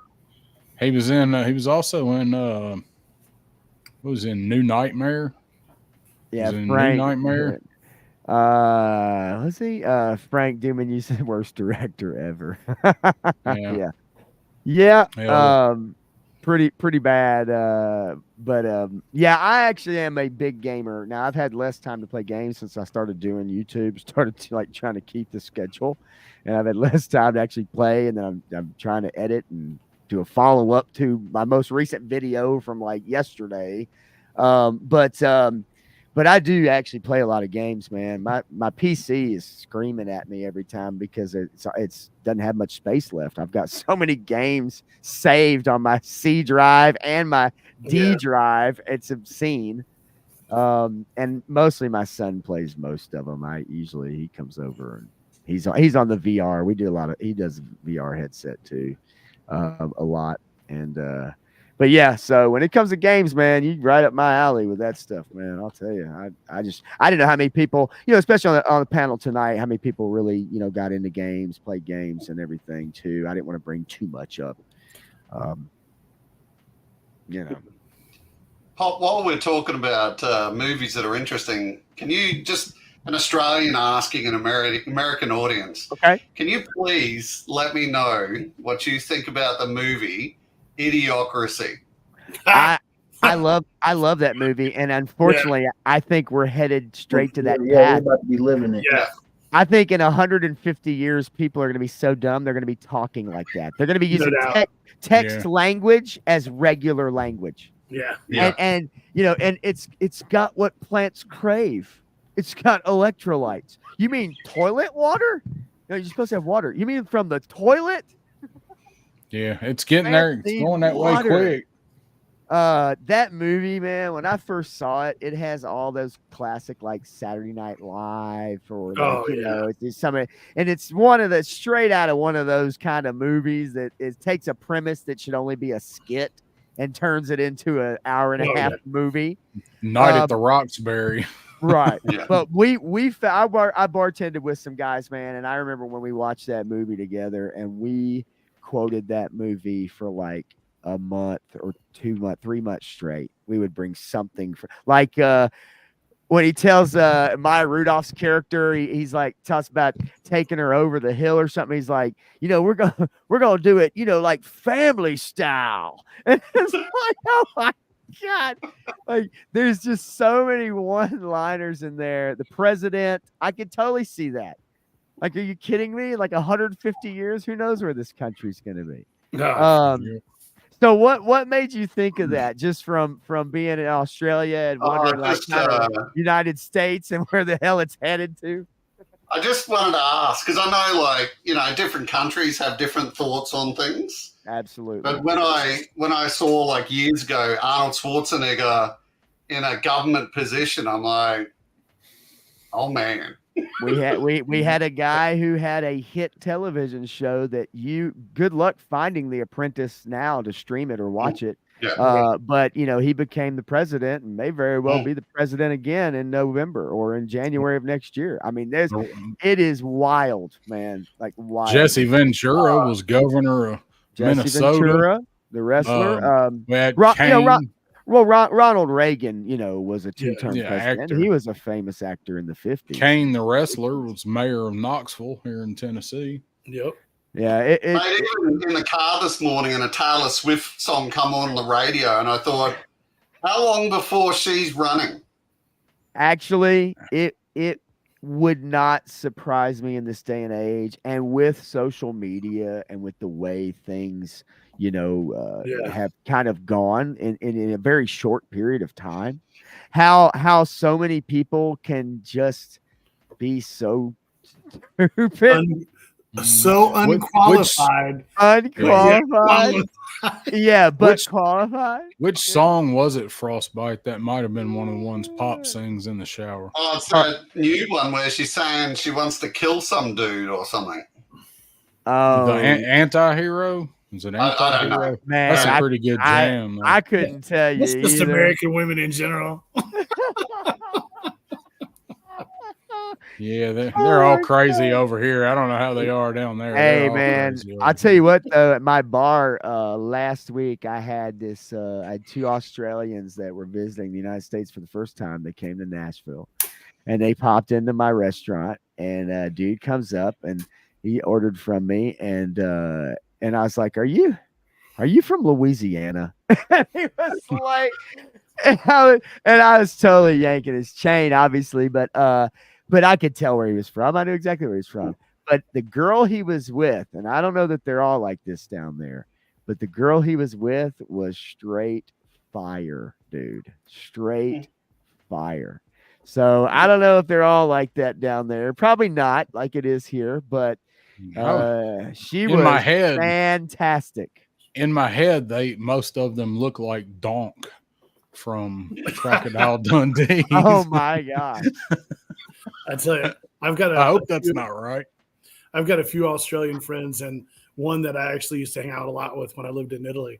And Man, I'm a big dude, and I grew up in the bars, and I own multiple nightclubs and stuff, and I can go. I mean, I can drink and I can go all night. Yeah. And I met this one guy, Rick, one time, and he's big Aussie. He had hillbilly tattooed across his gut, like in boards, like hee haw. And this guy ran like this giant chemical plant, like 3M. Guy was just loaded. Me and that dude drank all night. I woke up on his couch, butt naked. He was vacuuming the floor at 8 o'clock in the morning and pounding a giant mug full of Victorian bitters. And he was like, "Get up, breakfast is in 10 minutes, and we're gonna start drinking." But I mean, this guy just bury you. We like when I was in the military, and we had some Marines visit, and you know, they were, you know, having chats with women from our unit, and we thought, oh, well, they obviously want to have a few drinks with us. So we introduced them to port, and I don't think you guys do port. Oh, yeah. I've had it. It's a fortified wine, I think. So yeah. You just we have it here. It's not just just yeah, we have it. It's just not like a lot of people's drink of choice, but it's we have it. No, like so over here, just having a bit of that just at the end of the night. That's not too bad. But we were just getting the barman to just give us cups of this shit. Yeah. And we were like, "Oh, this is our Australian drink," and that did not end well for those guys. It's like drinking grappa. It'll just get you. Yeah. It hits you. Ooh. One of the females of the unit let me know the next day that she wasn't happy that the Marine that she'd escorted home had at one point got out of bed and pissed all over her carpet. Oh God. We've all been there, right? I was gonna say, man, that's that's one of them. You have one of them nights. In the Mad Dog 2020 nights. Yeah. Good old Mad to get some St. Ides berry. For me, it was always Rumplemints. I call that shit time travel. Time travel juice. Wake up one day in the future, you don't even know what happened. Jägermeister. Jägermeister. I call it Jägermeister dark matter because I drink enough of it. Shit's gonna go dark. Whatever happens might matter. Yeah, dude, that's Jaeger. Is that one? I've seen people do shit on Jaeger that they would never. I remember the first time. Some of it. I remember the first time I did a Jaeger bombs. Me and my brother were in Vegas, and we started dropping Jaeger bombs at the IP right there at Harris in front of IP when IP was there. And it was like 4:30, 5 o'clock in the morning. And we were so ripped out, but we were on Jaeger and Red Bull. So you were so just jacked. There was no going down. Yeah. It was like, what have we done? Yeah. We used to go. We had a bar here that I hung out at all the time. It was a country bar, but it was a country dance bar. It was a country nightclub. And I hung out up there all the time. I mean, I usually hung out in the DJ booth. I was friends with DJs. I was friends with the manager. I knew the owner. And we went up there, and me and my little gang of friends went up there and got to be regulars. And good place, man. They had certain shit they did on certain nights. Well, I got Pop Blender start coming up there because he was off on a lot of them nights. So he'd start coming up, and he knew most of my friends. So we had just this one big posse, and we'd be in there just throwing it back. The place had free long necks from 7 to 11. Free domestic long necks from 7 to 11. If you could still stand up and order it, they would still give it to you. Wow. And that, of course, that was just a primer for when they shut that off. Then everybody went to whiskey. So on Sunday nights at that place, we had a DJ. They had a kick-ass country DJ that did Friday and Saturday, and then on Sunday and Thursday, they had another really good DJ, but he was more dance music. So you had kind of two different crowds that come to the bar. Well, on Sunday nights, all the club people come out on Sunday nights, and the strippers come in Sunday nights later on. Well, the other thing they did on Sunday nights at that bar, about 12:30, 1 o'clock in the morning, was they did a wet t-shirt contest. every Sunday that bar had a wet t-shirt contest, and them girls start showing up about 11:30 to start drinking and getting ready for it. And basically it's your standard wet t-shirt. The girls go back in the back, they change to get the t-shirt on. They're, wearing jeans, or some of them gonna come out in the drawers, whatever they're gonna do. So the way they did this contest was they brought out a kiddie pool and set the kiddie pool up, and then set 4 high top bar chairs up around it. Warchest knows all about this, I'm sure. And they bring the girls out, and girls line up. They'd have a couple bar backs that was there with the water and whatever. But these 4 chairs on the corners of the pool were for judges, and you could get picked mostly by who you knew, and every now and then some other oddball people. But needless to say, myself and Pop Blender got to judge that contest a lot, and there wasn't no judging to it. You just sat there, and they were me to the microphone from you, dancing, getting you wet with their t-shirt and dancing on you, and then they dance in the pool and get the water tossed on them. But after every girl, complimentary on the house for being a judge, they brought out trays of Jaeger. So you had a night where there's like 6 or 7 girls in that contest. You're sitting there doing 6 or 7 shots of Jaeger in like 30 minutes. Yeah. And so we was out there one night hanging out, and this had happened a time or two, but it hadn't happened a time or two when Pop Blender was there, because this was my place, man. I mean, I might as well have had a cot set up in the back room at this bar. I went there so much, and I knew everybody. Well, something special happened on Sundays in Nashville. The Titans played. The Titans have the games downtown. Well, this bar was about 15 minutes from Titan Stadium, and these guys, about 11 o'clock every night, every Sunday, about 11 to 11:30, the Titans would fall up in the club. And it wasn't all of them, but it was most of the offensive line. It was their first season in Nashville too. It was like their very first season, 1999. It was like their first season in their new stadium. 99, 2000, when they were good. And the offensive line, a bunch of the defensive line, but we had guys come in that were some of the star cornerbacks, the wide receivers, a lot of the guys that were on TV a whole lot that day carrying the ball. And we was sitting out there one time, and they brought out another chair, and it was me and Pop Blender and 3 of the Titans, Lorenzo Neal, and I don't remember who the other 2 were. I just remember him. He was the biggest star. But we're sitting out there Sunday night, 1 o'clock in the morning, in big high top bar chairs, shooting Jägermeister with the Tennessee Titans, getting wet, damn near naked titties rubbed all over us. It was some good times, man, but the Jägermeister piled up. Yeah, I can't. Dude, listen, we've all done it. Left somewhere. I slept in the car in that parking lot. Left somewhere you shouldn't have left. You know how it is, man, especially Jaeger. I mean, that shit just, and like you said, Warchest too, with the Red Bull too. I remember the first time I was bartending, we started getting Red Bull, and I'm like, what is this shit? And we started doing Jaeger bombs.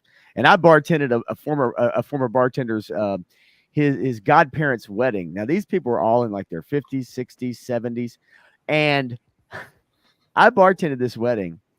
They had to keep going to the store and bringing back like cases of Red Bull. I had these people, 74-year-old grandma, bouncing off the fucking walls on vodka Red Bulls, dude. It was the most craziest thing I'd ever seen.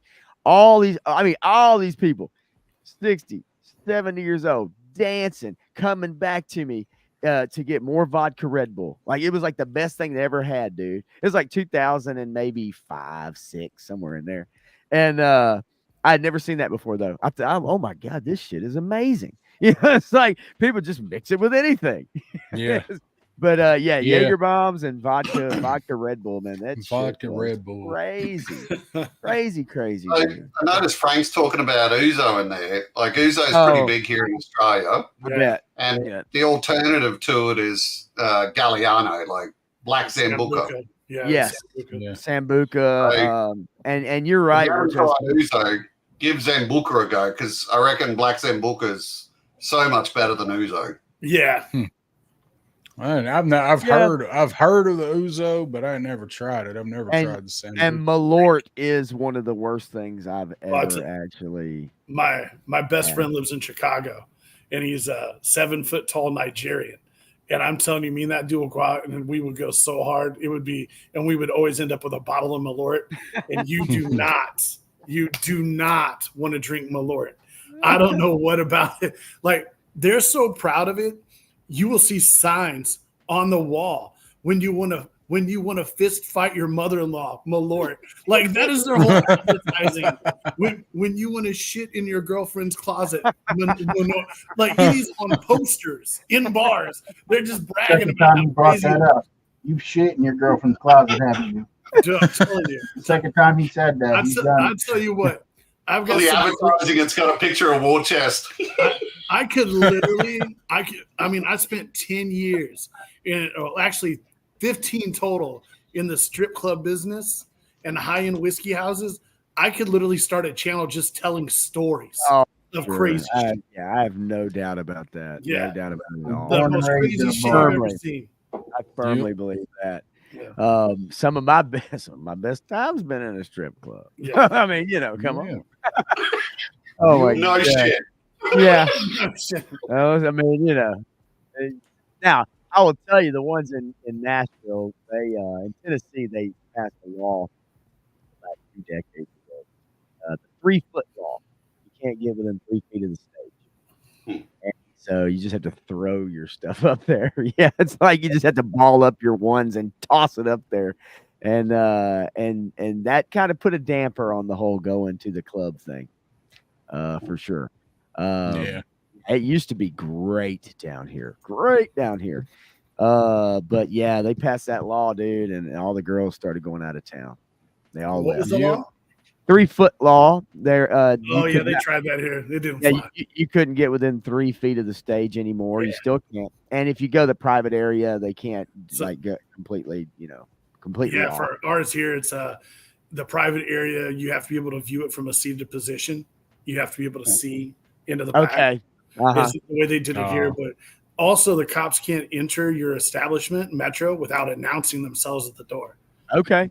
So there's like a lot of really wild. Yeah. Like each state, city, they're all different, man. Yeah, the spirit of the reason why they passed the law was good, but it was for a different industry. Yeah, it was for your massage parlor industry, and something bad happened to a couple girls, and so it was I say an overreaction. Again, the spirit of why the moms of these 2 girls, why they wanted this thing passed, but it completely destroyed the other part of the industry. Secondary effects. Yeah. And then by that, a byproduct is all your talent goes out of town and you're left with inferior talent, so to speak. Yep. You lose your stable, you're fucked. Your heart surgery scars and your shit like that. I call them junior varsity. Yeah. Stab wounds. Pretty much like that's what happened. It's like, oh no, I gotta go. I feel like Malort and strip clubs is a good time for me to bow out of the conversation. Actually, listen, and frostbite too. And I'm glad you brought that up, dude, because I actually am going to. We've been going at it for like about 3.5 now. And so I am too. I do have to work tomorrow, but I have a bunch of stuff to do before Joe Fest as well. And tomorrow is one of those 2 days that I have left to actually try to get something done before we leave out early Friday morning. Go ahead, War Chest. What you gonna say? Next time I'll tell you all about the story about the Asian guy named Paul that used to wear different costumes to get into the club to track down his hoes. Oh, dude. All right, listen. I'm gonna hold you. I'm gonna hold you to that. Be on the lookout for another invite because this is a blast, dude. Obviously, for those listening still or watch a replay, I'll be back with Matthew Matson next Tuesday to go over some shows, House of the Dragon, probably, maybe a little more Star Wars. We'll see. Hopefully some new articles will come out. We'll get back to kind of our regular schedule. Us. But then, on Sevens Wild. We have Sevens Wild as well next Wednesday. So I got like 2 streams, and then I've got my personal stream on Friday by myself to do. So, but I definitely want to get back with you guys. Frostbite, I really appreciate you coming on too. Tell everybody where they can find your stuff real quick. I want you guys to be able to get that stuff out, find your videos or your Instagram or whatever. So shout that out right now. So yeah, I'm just on Insta and Facey. My channel on YouTube is named exactly like you can see just there. Go check it out. It's generally whatever toys I can get my hands on of a vintage nature.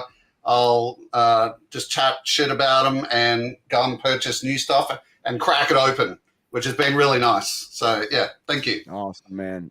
Yeah, dude, I really appreciate you popping in, dude. I'm glad I got to send the invite too. That's fantastic. And I'm gonna try again. You guys go on Mondays here, but it's late. It's Tuesday for you guys. It's really, really late on Monday for us. I may try that again next week. Because we're actually gonna stay another night at Joe Fest, which is we're going to stay Sunday and drive back on Monday. So I'll be back Monday. So if I'm not too completely wiped the hell out and I can make it to stay up that late, I was thinking it was 125. It's 425 here that you go on. There's a big difference between 125 and 425 trying to stay up for. So I'm going to try and make it. We'll see. We've got a guest on next week, Sonny Sundries. Yeah, Sonny. And I'm secretly just a little bit worried about what might come out of people's lips. So hey, I was, tonight I had no idea. So I mean, it's that risk you take. You just kind of got to dive in, head first and go with it, man. And it should turn out great, though, man. Thank you very much for having me on. Thank you, brother. Yes, sir. Have a good rest of the day. Appreciate it. Thank you. See you, man. Yes, sir. Grievance. Why don't you tell everybody about your channel since you just fired it up, man? Let everybody know where to find you. Going on. I barely started a channel, so it don't matter. I got a whole lot of nothing. It's called The Real Grievance. I got like 3 videos. Grievance X75 on Insta, and you might find me on Pornhub, and I got OnlyFans, but we'll save that for next time. Well, then I got to draw that story out of you too. Then next time, okay? Man. Hey, dude, I appreciate you coming on too, man. I've been back and forth with you. I know you just started your channel, but that's the thing. You got to start, and you got to start somewhere. You start out, and you. This is your first live anything tonight, right? Yeah. Okay, so you busted that cherry. So now you're in. So you can start guesting and showing up when you want to, and let people see you, and it'll start getting a little bit bigger when you start doing that. Put out some videos, do your style, do your. It was fun. Man. I tried laying back and enjoying the ride a little bit. I didn't talk too much. Plus, I talk good. So I'll let everybody else. When you get 6-7 people in the room, too much talking. No, I feel you. And it's a lot of voices going, but I'm glad you came in, dude. I'm glad you hung out with us for sure, man. I appreciate you taking my invite. And I'll invite you again. There ain't no problem with that, brother. I appreciate it, man. Very much, dude. War Chest, what do you got going on, and where can people find you, sir? In his girlfriend's closet taking a shit. Yeah, you can find me a war chest full of toys, man. I got several videos up, shorts and stuff. I've actually recorded probably 14, 15 videos. I just haven't made them live yet. Currently, I'm actually printing a classified size flag, and I'm actually going to do a series on that, step by step, just kind of showing how I put it all together. And it's like 12 foot long, man. It's pretty crazy, but I can't wait to see it. It's big. Yeah, it's big. It's pretty badass.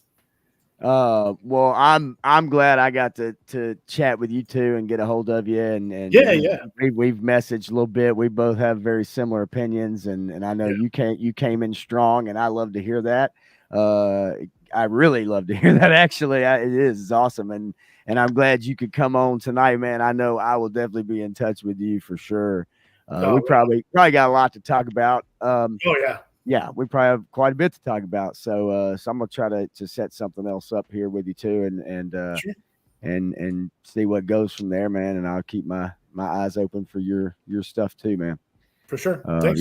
No, I really appreciate it very much. And then Down South 7-7, 3-star draw, aka your Jackie or Jekyll. Can't remember what the hell that guy's name is in that show. Let everybody know where to find you, cuz.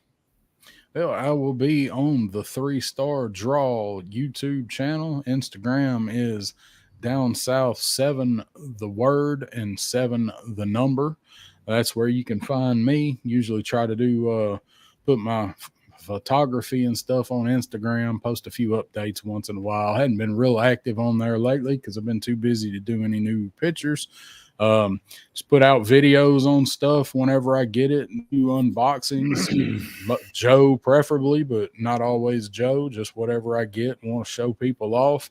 I probably ain't going to have anything in the vein of unboxings or stuff this week unless I can finally show off this merman figure I just got, because I'm going to be the next 2 nights tied up getting ready to go to Joe Fest. Got to do some car vehicle maintenance stuff tomorrow night, and then Thursday night will probably be pretty much freaking out and packing, but we will have some content this weekend.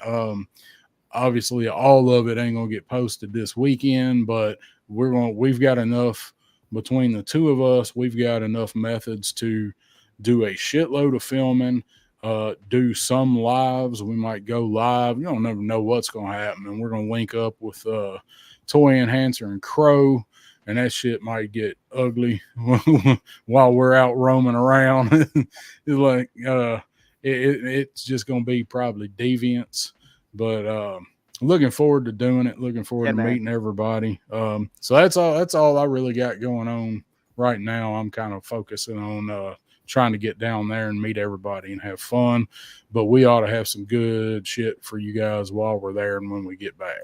Hell yeah, we're all looking forward to that.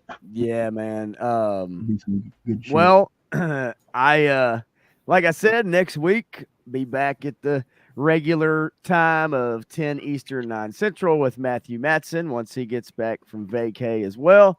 With our big show stream, it'll be number 6, and it'll be just the 2 of us on that one.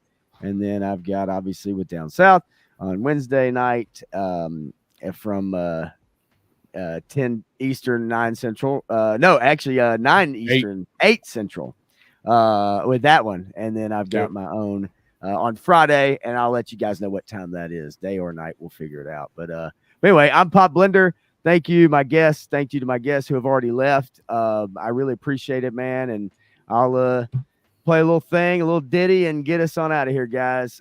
Thanks again, man. I really appreciate it. Yep, good show, man. Thanks for having us on. Everybody hit that like, and anybody on the replay, appreciate it if you hit that like button as well. Thanks, cuz. We'll see y'all later.